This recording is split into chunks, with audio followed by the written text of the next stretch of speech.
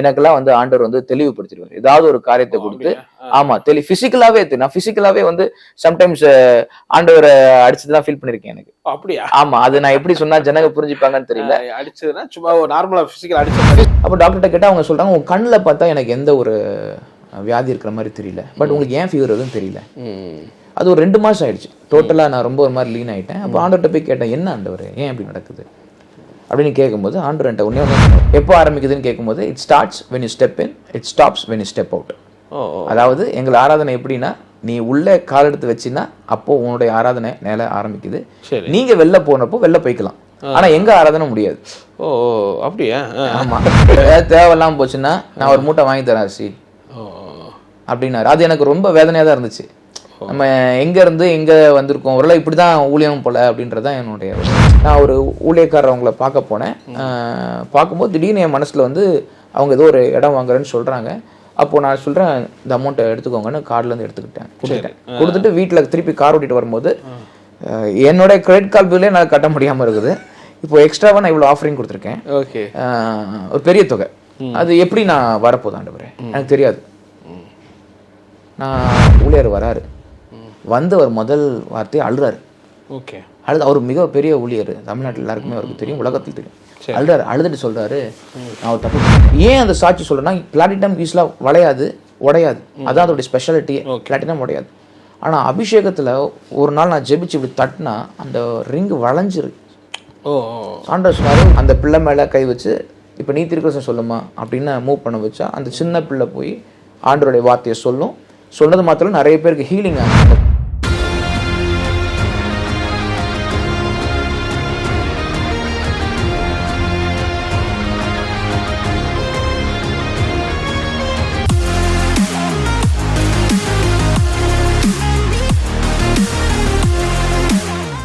அருமையான சகோதரர் பிரவீன் ஈடன் டிவியின் மூலமாக பல அற்புதமான சாட்சிகளை வெளியே கொண்டு வந்துட்டு இருக்கிறாங்க. சாட்சிகள் இன்னும் பல சாட்சிகளை உருவாக்குகிறது. ஸோ நீ கிறிஸ்தவ மீடியா உலகத்தில் பெரிய தாக்கத்தை இந்த ஈடன் டிவியானது ஏற்படுத்தி கொண்டிருக்கிறது என்பது மறுக்க முடியாத உண்மை. அநேக ஜனங்கள் ஆசீர்வதிக்கப்படுறதை நானே பார்க்குறேன். அநேக டெஸ்டமனிஸ் ஒவ்வொரு நாளும் கேட்கிறேன். ஜனங்களுக்கு ஆசீர்வாதமான அந்த ஊழியம் இன்னும் அநேகருக்கு பிரயோஜனப்படுவதற்கு உங்கள் பங்களிப்பையும் இதில் செய்யுமாறு உங்களை ஊக்கப்படுத்துகிறேன். உங்கள் பொருளாதாரத்தினால் விசேஷமாய் இந்த ஊழியத்தை தாங்கும்படி உங்களை உற்சாகப்படுத்துகிறேன். நிச்சயமாக இது ஒரு பெரிய சுவிசேஷ அறுவடையாக இது மாறும். கர்த்தர் என்னுடைய சரீர பிரகாரம் ஆசீர்வதிச்சார். என்னோட 23 வயசுல நான் முதல் கார் வாங்கினேன். முதல் கார் வாங்குறது எங்க வீட்டில் எல்லாருக்குமே வந்து ஆச்சரியம் தான். என்ன இப்போதான் வேலைக்கு போயிருக்கேன் உடனே அப்படின்றது கர்த்தர் கொடுத்தார். என் கார் மேல என்ன இருக்குன்னு நினைக்கிறீங்க? ஒரு பெரிய ஸ்டிக்கர். என்ன ஸ்டிக்கர்னா, Jesus Christ is coming soon. அது எப்படின்னா, பஸ்ல உட்காந்துட்டு போறவங்களுக்கு எல்லாருக்குமே தெரியும். என்னுடைய மேனேஜர்ஸ் எல்லாம் மேல போய் நாங்க பார்க்கிங், அதாவது பெரிய ரூஃப் தானே இருக்கும். ஸோ அந்த ஃப்ளோர்ல இருந்து பார்க்கிங் லாட்டை பார்த்தா எல்லா காரை விட என் காரை தான் பார்ப்பாங்க. ஜீசஸ் கிரைஸ்ட் இஸ் கம்மிங் சூன் அப்படின்னு இருக்கும். ஸோ அந்த வயதுல வந்து அது ரொம்ப ஒரு என்ன சொல்றது, தீவிரமா இருந்த மாதிரி. 2015 ஃபுல்லா ஆண்டவர் நான் பயங்கரம் பயன்படுத்துவார். என்னுடைய நான் படித்த பள்ளியிலேயே என்னை வந்து ஒரு சீஃப் கெஸ்டா கூப்பிடுறாங்க. என்னோட கூட பெரிய இணை அதிகாரிகள், போலீஸ் அதிகாரிலாம் இருக்கிறாங்க. அப்போ அது தெரியுது, இது எனக்கான மேடை கிடையாது, இது கர்த்தர் என்ன உயர்த்துறாருன்னு எனக்கு தெரிஞ்சிச்சு. 2016 மேரேஜ் நடக்குது. ஆமாம், அது ஒரு முக்கியமான ஒரு தருணம். ஏன்னா எங்கள் அம்மா அப்பாவுக்கு ரிலீஃப் ஆகிட்டாங்க. அப்பா இனிவேன் எங்கேயும் எல்லாமே வீட்டில் பார்த்தது தான். ஆமாம், நானும் அவங்களும் வந்து இணைஞ்சதே பார்த்தீங்கன்னா கம்யூனியன் வச்சு தான். கம்யூனியன் எடுப்பீங்களா அப்படின்னு கேட்கும்பொழுது அவங்க வந்து எங்கள் வீட்டில் நாங்கள் வந்து ரெகுலராக கம்யூனியன் எடுப்போம் அப்படின்னு சொல்லும்போது, ஏன்னா அந்த நேரத்தில் எனக்கு ஆண்டவர் கம்யூனியனுடைய வல்லமையை பற்றி பேசிகிட்டு இருந்தார். ஏன்னா நாங்கள் வளர்ந்த சபையில் பார்த்தீங்கன்னா ஒருத்தர் கால் கழுவி ராபோச்சன் எடுப்பாங்க. அந்த மாதிரி தான். அது வந்து திருமணமாகாதவங்க தான் கொடுக்கணும்.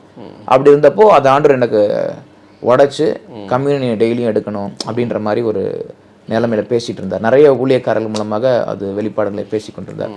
அப்போ நான் வந்து அவங்க பேசும் பொழுது எங்கள் வீட்டில் இந்த பழக்கம் இருக்குது அப்படின்னும் போது, என்னடா அது இன்னைக்கு தான் நமக்கு தெரிஞ்சிச்சு, இவங்க வீட்டுலாம் எப்போ செஞ்சுட்டே இருக்காங்கன்றாங்களே அப்படின்னும் போது அந்த ஒரு அது உங்களுக்கு இன்க்ளினேஷன் வந்துச்சு. இது 14 மேரேஜ் 14 marriage நடக்கு. அப்போ வேலையை பார்த்துட்டு இருக்கிறீங்க. வேலையை பார்த்துட்டு இருக்கேன். கல்யாண வாழ்க்கைன்னு ஒன்று, ஆஃப்டர் மேரேஜ் எப்படி இருந்துச்சு அந்த இல்லை, நான் உங்கள்கிட்ட பேசும்போதே வந்து நான் ஒரு நாள் திடீர்னு எல்லாத்தையும் ரிசைன் பண்ணிட்டு ஊழியத்துக்கு போயிடுவேன் அப்படின்ற ஸ்ட்ராங் பாயிண்ட் வந்து எனக்கு அப்போ தெரிஞ்சிச்சு.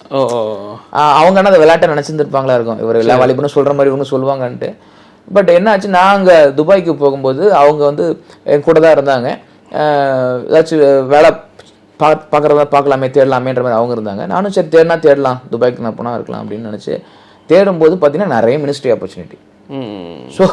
ஸோ அவங்களோட நான் இருந்த நாளை விட துபாயில் போய் நான் நிறைய ஃபெலோஷிப்பில் போய் ப்ரேயர் பண்ணேன். அங்கே போய் பல காரங்களை அற்புதம். ஏன்னா அந்த நேரத்தில் வந்து அங்கேயும் ஒரு டவுன்ஃபால், எல்லாருக்கும் வேலை போகிற மாதிரி ஒரு சூழ்நிலை 2016 டைமில் பேங்கிங்க்கு.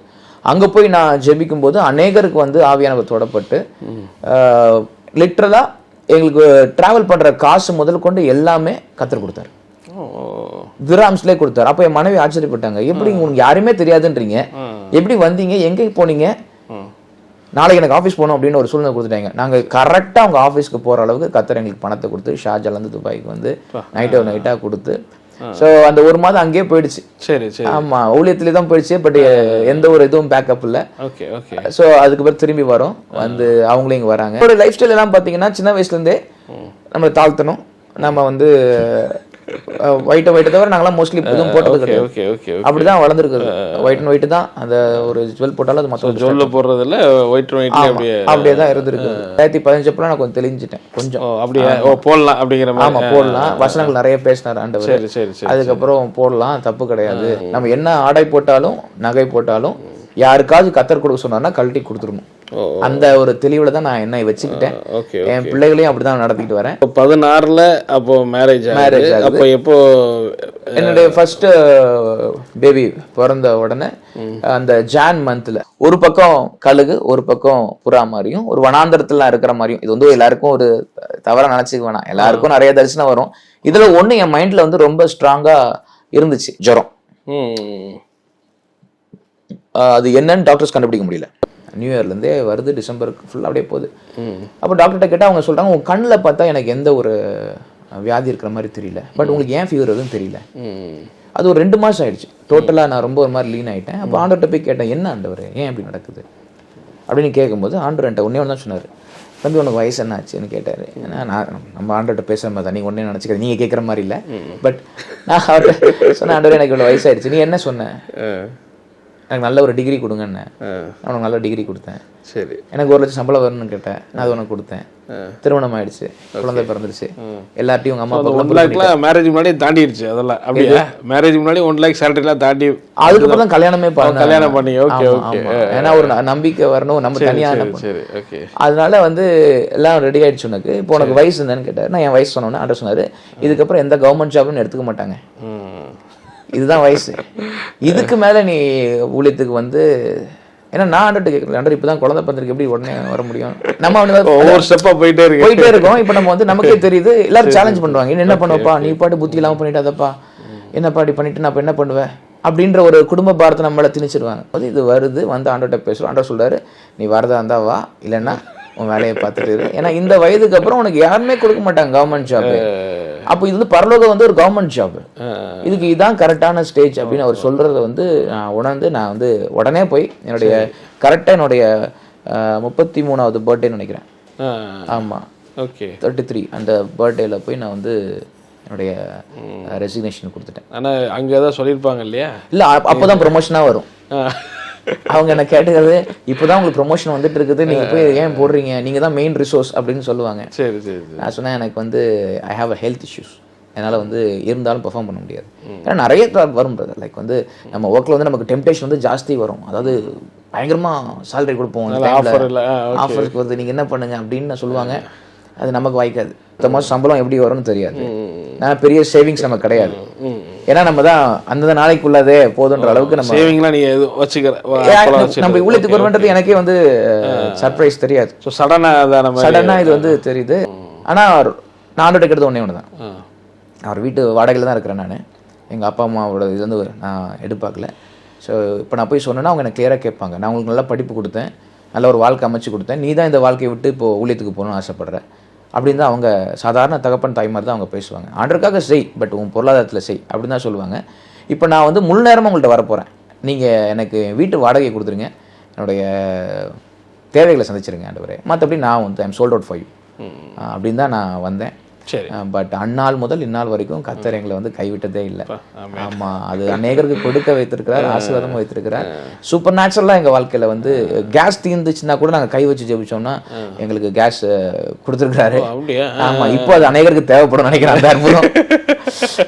ஸோ வந்து எப்படி அது ஆக்சுவலாக 2017 and 18 வர்றீங்க. என்ன பிளான்? இப்போ ரிசைன் பண்ணிட்டு வெளியே வந்தாச்சு, ஏதாவது நீங்கள் எப்படி என்ன சர்ச் ஆரம்பிச்சு ஒரு பிளான் கிடையாது எங்களுக்கு. ஏன்னா என்னுடைய மனைவி அவங்க பிரசவம் பார்க்க அங்கே போகும்போது, ஊருக்கு போகும்போது குழந்தை பிறகு நான் வந்து ஒரு ஃபெலோஷிப் தான் ஆரம்பித்தேன், கேபா ஃபெலோஷிப்னு ஆரம்பித்தேன். 2-3 தம்பிமார்கள் வந்தாங்க. அங்கேயே வந்து ஆண்டவர் வந்து பலத்த விதமாக அசைவாட ஆரம்பிச்சிட்டார். வந்தவர்கள் எல்லாரையுமே ஊழிய வாஞ்சல் நிரப்பி அந்த பிள்ளைகள் எல்லாமே ஊழியம் செய்யும்படியாக வைத்தார். ஸோ அது வந்து பெருகுது. சரி, பெருகுதுன்னா வந்தவங்களுக்குலாம் அற்புதம் நடக்குது. ப்ராஃபிட்டிக் நிறைய ப்ராஃபிட்டிக்கல் மூவ்மெண்ட். 3 பேர் வச்சு ஆரம்பிச்சிங்க, அடுத்து 3 பேர் வச்சு ஆரம்பித்தோம். அதுக்கப்புறம் அது ஒரு 12 பேர் ஆச்சு. அதுக்கப்புறம் அப்படியே 30 ஆச்சு. ஸோ அது அப்படியே எக்ஸ்பேண்ட் ஆச்சு. ஆனால் என்னன்னா எங்கள்கிட்ட வரவர்கள் வந்து லைக் 1 மணி நேரம் ஆராதனை 2 மணி நேரம் ஆராதனை வர முடியாது. ஏன்னா நாங்கள் அறிவிக்கும் போதே சொல்லிடுவோம், எப்போ ஆரம்பிக்குதுன்னு கேட்கும்போது it starts when you step in, it stops when you step out. அதாவது எங்கள் ஆராதனை எப்படின்னா, நீ உள்ள கால் எடுத்து வச்சின்னா அப்போ உன்னுடைய ஆராதனை மேல ஆரம்பிக்குது. நீங்க வெளில போனப்போ வெளில போய்க்கலாம், ஆனா எங்க ஆராதனை முடியாது. ஓ அப்படியா? ஆமா. So it's unlimited timing. ஒரு இது காலையில 10 மணிக்கு. எப்படி நீங்க சண்டே ஆரம்பிப்பீங்களா? சாட்டர்டே. ஓகே. ஏன்னா அன்னைக்கு தான் எனக்கு ஃப்ரீ விடுதலை. மற்ற நாள் சண்டே நான் எங்கேயாச்சும் சர்ச் போவேன். ஸோ மனைவி அங்கே போயிட்டு பிள்ளை பெற்றுட்டு வர்றதுக்குள்ள இந்த ஃபெலோஷிப் அப்படி வருது. என் தனிப்பட்ட ஒய்ஃப் என்ன சொன்னாங்க, நீங்க ரிசைன் பண்ணிட்டு இப்படி வரேன்னு? அவங்க என்னென்ன சொல்லணுமோ அதெல்லாம் சொல்லிட்டாங்க அவங்க. ஆமா, ஒரு பக்கம் வந்து அவங்க ஏன்னா அவங்களுக்கு ரொம்ப சர்ப்ரைஸ். அது சர்ப்ரைஸ்னா அவங்களும் மந்த்லி சேலரி வாங்குறீங்க, ஒன்னாவது ஒரு 1 lakh மேலே போகுதுன்றீங்க. ஸோ இதை வச்சு ஒரு கமிட்மெண்ட்லாம் உங்களுக்கு இருக்கும்ல, வாடகை எல்லாமே. இல்லை, அவங்களுக்கு எம்எல்ஏ வந்து அப்போ வந்து ஒரு யோசனை தான் இருந்திருக்கும். அவங்களும் கத்தட்ட கேட்டு தான் நடந்தாங்க. சரி சரி. ஏன்னா அவங்க வந்து துபாயிலேருந்து ரிசைன் பண்ணிட்டு இங்கே வந்திருக்கிறாங்க. வந்த ஒரு வருஷத்துல வந்து நானும் என் சேலரியை விடுறேன் அப்படின்னும் போது அவங்களுக்குள்ள கண்டிப்பாக வந்து பயங்கரமான கேள்விகள் இருக்கணும். But I believe my mother in law would have convinced her. And அவங்களும் வந்து ஒரு ஊழிய பேக்ரவுண்டில் தான் வந்திருக்கிறாங்க. ஆமாம், மாமா ஹவுஸ். ஆனால் அவங்களுக்கும் வந்து இந்த ஊழியத்தினுடைய சர்வைவல்ன்றது ஒரு முக்கியமான விஷயம். ஆமாம், அது ஒரு உலக பிரகாரமான ஒரு கான்செப்ட் இருக்கு. எப்படி யோசிச்சிங்க? ஒரு ஏதாவது ஸ்ட்ரெஸ் வந்துச்சா? அது இப்போ யோசிச்சாலும் பயமாக தான் இருக்கு. அதை யோசிக்காம இருக்க வரைக்கும் நல்லா இருக்குது. ஏன்னா மந்த்லி உங்களுக்கு பில்ஸ் வந்துட்டே இருக்கும் இல்லையா? பிள்ளை வர பிறந்திருக்கு, டைப்பர்ஸ்க்கே எவ்வளோ ஆகும். நான் யோசிப்பேன் சின்ன வயசுல இருக்கும்போது, என்னடா இவனுக்கு எப்போ பார்த்தாலும் உட்காந்து இதை வாங்கிட்டு இருக்கானுங்க ஆஃபீஸில் உட்காந்துன்னு வாழ்ந்துட்டு. சரி சரி. இப்போ நமக்கு ஒரு ஃபர்ஸ்ட் டைம் வரும்போது நம்ம அந்த பிள்ளைக்கு போய் இது தரமாட்டேன் அது தரமாட்டேன்னு சொல்ல முடியாது அப்படின்ற ஒரு இது. பட் இவ்வளோ வரைக்கும் நம்ம செஞ்சிருக்கோம் ஆண்டவருக்கு. சரி சரி. இனிமேல் அவர் தான் அழைச்சிருக்காரு அப்படின்றது. அந்த ஃபர்ஸ்ட் ஸ்டெப் வச்சு ரிசைன் பண்ணிட்டு வெளியே வந்திருப்பீங்களா? என்ன யோசிச்சிங்க நீங்க? ஒரு பிளான் இருந்ததா? அது மாதிரி கேட்குறேன். ஏதாவது ஒரு திங்கிங் இருந்ததா? பெருசா எதுவுமே இல்லை. பெருசா எதுவுமே இல்லை. ஏதாவது ஒரு ஹோப் இருக்கு, இப்படி வச்சு ஒன்று பண்ணுவோம்னு நினைச்சீங்களா? என்ன ஏதாவது நம்ம உயிரோடு இருக்கோம், அது மட்டும் தான் எனக்கு வந்து ஒரு பெரிய. ஏன்னா நான் இப்போல்லாம் ஆண்டோட்ட நிறைய பொருள் ஏதாச்சும் கேட்க போனேன், ரொம்ப ஃப்ரஸ்ட்ரேட்டாக இருக்கும்போது எனக்கு அவர் கொடுத்த வசனம் வந்து, உன் ஜீவனே உனக்கு கிடைத்த கொள்ளை பொருள், யூஸ் இட், உனக்கு நான் கொடுக்கறது இதுதான் அப்படின்னும் போது நான் வந்து ஸ்பிரிச்சுவல் லெவலே நான் எல்லாத்தையுமே ஆக்சுவலாக உழைத்த மட்டும் இல்லை, என்னுடைய சொத்துக்கள் ஏதாச்சும் இருந்துச்சுன்னா கூட ஆண்டவரை எல்லாமே நான் விட்டுட்டு தான் வந்தேன். ஓகே. ஏன்னா நான் வந்து சின்ன வயசு சொன்ன பிறகு இந்த மிஷினரி ஒருத்தர் நம்ம யாரும் இல்லை, நம்ம அகஸ்டின் ஜெயக்குமார் அங்கிளுடைய ஒரு ஸ்டோரி கேட்டிருக்கேன். அவர் வந்து டிஎம்இ வாங்கி டிகிரி வாங்கி கிழிச்சு போட்டார் அப்படின்னு கேட்டேன் பாருங்க. அது என் மைண்டில் ரொம்ப நாளாக உட்காந்துட்டு இருந்துச்சு. நான் இப்படிப்பட்டு யோசிச்சிருந்தேன்னா, நம்ம இன்ஜினியரிங் டிகிரி வாங்கணும், வாங்கிட்டு டிகிரியை கிழிச்சு போட்டுருந்தோம். அப்படியா? அந்த மாதிரி ஒரு மாதிரி யோசனையில இருந்தேன். அதுக்கப்புறம் தான் வந்து எல்லா சூழ்நிலையும் மாறி மாறி வரும்போது ஆண்டவர் வந்து சொன்னாரு, அவருக்கு உங்களுக்கு அப்படி கிடையாது, ஃப்ரேம் போட்டு வச்சுக்கிட்டேன். ஸோ அந்த மாதிரி தான் நான் யோசிச்சிருந்தேன். பட் அது மேரேஜுக்கு அப்புறம் நான் டிஸ்கஸ் பண்ணாமல் செஞ்சதில்லை. மோஸ்ட்லி என் மனைவிட்ட டிஸ்கஸ் பண்ணுவேன். அவங்க ஏன்னா ஐ நோ தட். ஸோ நீங்கள் அப்படி வரும்போது மனைவி கோஆப்ரேட் பண்ணா உங்கள் வீட்டில் என்ன சொன்னாங்க? எங்கள் வீட்டில் எங்கள் அப்பா வந்து முதல்ல எல்லாம் திட்டுற மாதிரி திட்டினாங்க, பிள்ளை பிறந்திருக்கு அப்படின்னு திட்டிட்டு. பட் ஏதாவது சொல்லியிருப்பாங்க, நீங்கள் ஊழியன்னு எப்போ நீ நினைக்கிற மாதிரி ஏதாவது தேவையில்லாமல் போச்சுன்னா நான் ஒரு மூட்டை வாங்கி தரேன் அரிசி அப்படின்னாரு. அது எனக்கு ரொம்ப வேதனையாக தான் இருந்துச்சு. நம்ம எங்க இருந்து எங்க வந்திருக்கோம், ஒருவேளை இப்படிதான் ஊழியம் போல அப்படின்றதான் என்னுடைய ஒரு பேசிக் ஆச்சு. அப்புறம் ஏன்னா நானே என் மனைவியிட்ட அவங்கள்ட்ட என்கரேஜ் பண்ணி கூட்டு போகும்போது ஒரு மால்ல ஒரு பெரிய ஒரு ஊழியத்துக்கு வந்து பின்னாடி போனவர். ஓகே. அவர் வந்து என்ன சொல்லிட்டாரு, ஏமா அவர் தான் வந்து முட்டாள்தனமா முடிவெடுக்கிறாரா, நீமா என் பிள்ளைக்கெல்லாம் பாக்கெட்டுக்கு பால் கிடைக்க கஷ்டப்பட்டாங்க, உன் பிள்ளைக்கு இப்படி ஆக்கிடாம பாத்துக்கோ அப்படின்னு சொல்றது வந்து என்னடா இது கரெக்டா இந்த நேரத்துல வந்து சொல்றாங்களே, நான் வேற மாதிரி அறிமுகப்படுத்துறேன். Okay okay okay. அவங்க சொன்னது வந்து ஆக்சுவலா பாத்தீங்கன்னா எனக்கே வந்து ஒரு இதாயிடுச்சு. ஏன்னா நானும் அப்படிதான் இது பண்ணேன். ஆண்டவரே எதுவும் சொல்றாரோங்கிற மாதிரி அப்படி அப்படி ஆமா, இதெல்லாம் இது பண்ணாத, இப்போ நான் பேசிட்டே இருக்கும்போது அவன் டங்ஸ் பேசிட்டு இருப்பான் பாரு அப்படின்ற உண்மையான டங்ஸ் தான் பேசிட்டு இருந்தேன். பேசிட்டே இருப்பான் பாரு, என்ன நம்பாதம்மா நீ, ஊழியத்துக்குலாம் வந்து யாரும் எதுவும் செய்ய மாட்டாங்க அப்படின்ட்டாங்க. எனக்கு என்னன்னா என் ஒய்ஃபை திரும்பி பார்த்து அவள் தான் எனக்கு வீட்டுக்கு போனா ஏதோ சொல்லுவாங்க நினைச்சா என் ஒய்ஃப் எதுவுமே சொல்லலை. சரி சரி சரி, எதுவுமே சொல்லலை. பட் பை காட்ஸ் கிரேஸ் அன்னைக்கே இன்னொருத்தர் கால் பண்ணி, தம்பி நீங்கள் விட்டுட்டீங்க நான் கேள்விப்பட்டேன், நீங்கள் இவ்வளோ இது செஞ்சுருக்கீங்க, ஆண்டவர் எங்களெல்லாம் விட உங்களுக்கு அதிகமாக செய்வார் அப்படின்னு ஒரு இது அந்த டார்க்னஸ்லேருந்து ஒரு ஒரு லைட் வந்த மாதிரி எனக்கு இருந்துச்சு. Okay okay. ஏன்னா அதெல்லாம் சேலஞ்சஸ். இப்போ நான் சொல்லும்போது உங்கள்கிட்ட வந்து அது ஈஸியாக நினைக்கிறேன். எனக்கு பேக்கப் பிளானே கிடையாது. பேக்கப் பிளானே கிடையாது. Plan A and plan B Jesus தான். ஏன்னா பரிசுத்தாவின் ஐக்கியத்தை நம்ம பேசுறோம். நம்ம எவ்வளவோ ஸ்டோரி, ஜார்ஜ் முல்லர் ஸ்டோரி கேட்டிருக்கோம், அது கேட்டிருக்கோம். பட் அது இம்ப்ளிமெண்ட் பண்றது வந்து அது ரொம்ப டிஃபிகல்ட்டான டைம். ஸோ நான் கேட்டது அவ்வளோதான், எப்படியாவது பேரை காப்பாத்திருங்க. நான் எவ்வளோ எளிமையாக வேணாலும் வாழ்றேன், எவ்வளோ எளிமையானாலும் வாழ்றேன். ஆனால் என்கிட்ட யாராவது கேட்டாங்கன்னா என் வீட்டாரோ என் பிள்ளைகளோ இல்லைன்னு மட்டும் நான் சொல்லக்கூடாது. ஸோ ஏதாவது கொஞ்சம் சேவிங் வச்சிருந்தீங்களா ரிசைன் பண்ணும்போது? வர எல்லாம் அந்த பிஎஃப் பணம் அதெல்லாம் அது ஒரு 3 மாசம் கழிச்சு தானே வரும், 3-4 மாசம் கழிச்சு வரும். ஸோ அடுத்து என்னங்கிறது ஒரு கேள்விக்குறி தான். அடுத்த மாசத்துக்கு கேட்கறது. ஓகே, அப்படிதான் இருந்தது சூழ்நிலை. ஆமா, அப்படிதான். ஸோ அப்போ இந்த ஃபெலோஷிப் ஆரம்பிக்கிறீங்க. ஆமா, எங்க இடம் வேணும்ல ஆரம்பிக்கிறதுக்கு? இடம் எங்க வீட்டில் தான் ஆரம்பிக்கிறோம். சரி. அது வந்து பெரிய ஒரு அற்புத காரியமா நடந்து கொஞ்சம் கொஞ்சமா இம்ப்ரூவ் ஆகுது. இம்ப்ரூவ் ஆகி நல்லா வந்துட்டு இருக்க நேரத்தில் கோவிட் வந்துருச்சு. ஓகே. ஆமா. ஸோ அப்போ வந்து எவ்வளோ பேர் வந்திருப்பாங்க? ஒரு 30-50 பேர் வரைக்கும் வந்து. Okay okay. அந்த அளவுக்கு வாலிப சாட்டர்டே மட்டும் ஆரம்பிப்பீங்க? எப்போ? மார்னிங் அப்படியே? மார்னிங் 10 மணிக்கு ஆரம்பிப்போம், நைட்டு 10 மணி போயிட்டு இருக்கோம். ஓகே ஓகே ஓகே, போயிட்டு இருக்கோம். ஸோ அது வந்து ஒரு என்ன ஃபுல்லாவே ப்ரேயர் அந்த மாதிரி இருக்குமா? ப்ரேயர், ரெவலேஷன்ஸ், வார்த்தை, மெசேஜஸ், சூப்பர் நேச்சுரலா லைக் எல்லாமே ப்ராஃபட்டிக் லைஃப். அவங்க ஆஃபீஸ்ல இருந்து பிள்ளைங்க ஏதாவது கொண்டு வந்தா கூட அவங்க பேக்ல என்ன இருக்குன்றது ஆண்டவர் சொல்லிடுவார். அந்த பிள்ளைங்க உடனே அண்ணே நான் இதை கொண்டு வந்து நீங்க சொல்லிட்டீங்க, அடுத்தது அவங்க எங்க போறாங்கன்றத சொல்லிடுவார். ஸோ இப்படி வந்து தீர்க்கதரிசனமா கையில வச்சுலாம் சொல்லாம இயல்பா பேசிக்கிட்டே இருக்கும். ஒவ்வொரு காஃபி, ஒவ்வொரு டீ. எனக்கு அது வந்து ரொம்ப பிடிக்கும். மேடைகளில் பிரசங்கிக்கிறத காட்டிலும் தெருமுனைகளிலும் காஃபி ஷாப்ஸ்ல, டீ ஷாப்ஸ்ல அப்படி பிரசங்கம் பண்ணி நிறைய அற்புதங்களை பார்த்துருக்குறோம். ஒரு எக்ஸாம்பிள் நான் சொன்னோன்னா, மெசேஜ்னு ஒரு பைபிள் உண்டு. சரி. அது யூஜின் பீட்டர்சன் எழுதியிருக்காரு. அப்போ நான் ஒரு வார்த்தையை சொல்றேன். அப்போ ஒரு தம்பி வந்து அந்த வெர்ஷன், அது வரைக்கும் எனக்கு தெரியாது எம்எஸ்ஜின்னு ஒரு வெர்ஷன் இருக்குன்னு, அந்த தம்பி தெரியாம அந்த வெர்ஷன்ல வாசிச்சிடாரு போன்ல. நான் சொல்றேன் அதே வெளிப்பாடு அங்க எழுதிருக்கு. எப்படி எழுதுறாங்க? இதே வசனத்தை அவர் எழுதுறது மட்டும் வெளிப்பாடா இருக்குது. நானும் அதை சொல்றேன், இது என்னப்பா இது எம்எஸ்ஜின்னு போட்டிருக்கேனே, அதை பத்தி விசாரிங்கப்பா அப்படின்றேன். அவர் நைட்டு போய் பார்த்து யூஜின் பீட்டர்சன் யாராவது எழுதியிருக்காருன்னு அப்படின்னா, அவர் அப்போதான் இறந்துட்டாரோ என்னமோ சொல்றாங்க. அப்படியாப்பா அப்படின்ட்டு சரின்னு அடுத்த நாள் நானும் அந்த தம்பியும் டீ கடைக்கு போறோம். ஓகே. டீ கடைக்கு போய் டீ குடிச்சிட்டு இருக்கிறோம். பக்கத்துல பாத்தீங்கன்னா இந்த யூஸ் அண்ட் த்ரோ புக்ஸ்லாம் இருக்குல்ல, பழைய புக்ஸ் எல்லாம் தூக்கி போட்டு வைப்பாங்க. அந்த பெரிய ஒரு கடை, அதுல வந்து எல்லா புக்ஸும் இருக்குது. நானும் அந்த தம்பியும் டீ குடிச்சிட்டே பார்த்தா எம்எஸ்ஜி மெசேஜ் பைபிள் இருக்குதாங்க அந்த டீ கடைக்கு பக்கத்தில் இருக்கிற பழைய புத்தக கடையில். நான் வந்து தம்பி அது நான் கரெக்டாக தான் படிக்கிறேன்னா பாருங்க, இதுதானே நீங்கள் காமிச்சிங்க ஃபோட்டோ, அதோட விலை வந்து கிட்டத்தட்ட ஒரு 2000 என்னமோ, 1500 ஆன்லைனில் பார்த்தா. ஆமாண்ணே இதுதானே அப்படின்னு அவர் எக்ஸைட் ஆக ஆரம்பிச்சிட்டார். ஆனால் ஆமாண்ணே இதானே அப்படின்னு கத்தாதப்பா விலையை திர போகிறான்ட்டு, ஆனால் இந்த புக்ஸ் ஒரு 3 கொடுங்க அப்படின்னு அவர் 30 ரூபா கொடுத்தாரு. நான் சொன்னேன் இதுக்கு அருமை உங்களுக்கு தெரியல, அது யாரோ 2001 எங்கேயோ வாங்கியிருக்காங்க, அது அப்படியே இருக்கு மெசேஜ் பைபிள். என்னால் அடுத்த நாள் வந்து நான் சாட்சி சொல்வதற்கு அது ரொம்ப எதுவாக இருந்துச்சு. ஏன்னா நேற்று நம்ம பேசினதை கத்தர் இன்னைக்கு நம்ம கையில் கொண்டு வந்து கொடுத்துருக்காரு. அப்போ நான் அதை அந்த மெசேஜ் பைபிள்லாம் படிக்க ஆரம்பித்தேன். வேற ஏன்னா நாங்கள் வந்து வாழ்ந்த வாழ்க்கை பார்த்தீங்கன்னா கேஜேவியை தவிர வேற எந்த பைபிள் வருஷனும் எடுக்க மாட்டோம். அப்படிதான் எங்களை வளர்த்துருக்காங்க. சரி. கேஜேவியை தவிர வேற ஏதாவது ஒரு பைபிள் வருஷன் வாசிச்சேன்னா நீ வேற மாதிரி. சோ அத்தரைஸ்ட் வெர்ஷன் தான் வாசிக்கணும்ன்ற மட்டும் தான் பழக்கமா. Okay okay okay. இப்போ இந்த வெளிப்பாடுகள் வர வர இந்த வெளிப்பாடுகள் அதோட ஒத்துழைக்க ஆண்டவர் நம்மோட கூட பயங்கர எளிதாக அதுல பேசுறார். ஓகே. இந்த மொழிபெயர்ப்புகள்ல அது லிவிங் டிரான்ஸ்லேஷனா இருக்கட்டும், எம்எஸ்சியாக இருக்கட்டும், பேஷன் டிரான்ஸ்லேஷனாக இருக்கட்டும், ஒரு காலத்துல இதெல்லாம் புரியாது. நம்முடைய ஆவிக்குரிய வளர்ச்சி வளரதான் அவங்க என்ன எண்ணி அதை எழுதியிருக்காங்க, மொழிபெயர்த்திருக்காங்க, அந்த கிரேக்க மொழியோடைய அர்த்தம் என்ன அப்படின்றது நமக்கு புரிய வருது. அப்போதான் எனக்கு தெரியுது நம்மளுடைய அளவின்படி தான் ஆண்டு நம்ம கலக்குறாரு. ஸோ எனக்கு உண்மையா சொன்னா குப்பத்தொட்டில் வந்தது தான் அந்த பைபிள். ஓ அப்படியா? அது வேணாம்னு தூக்கி போட்ட ஒரு இன்னைக்கு எடுத்து வச்சிருக்கேன்.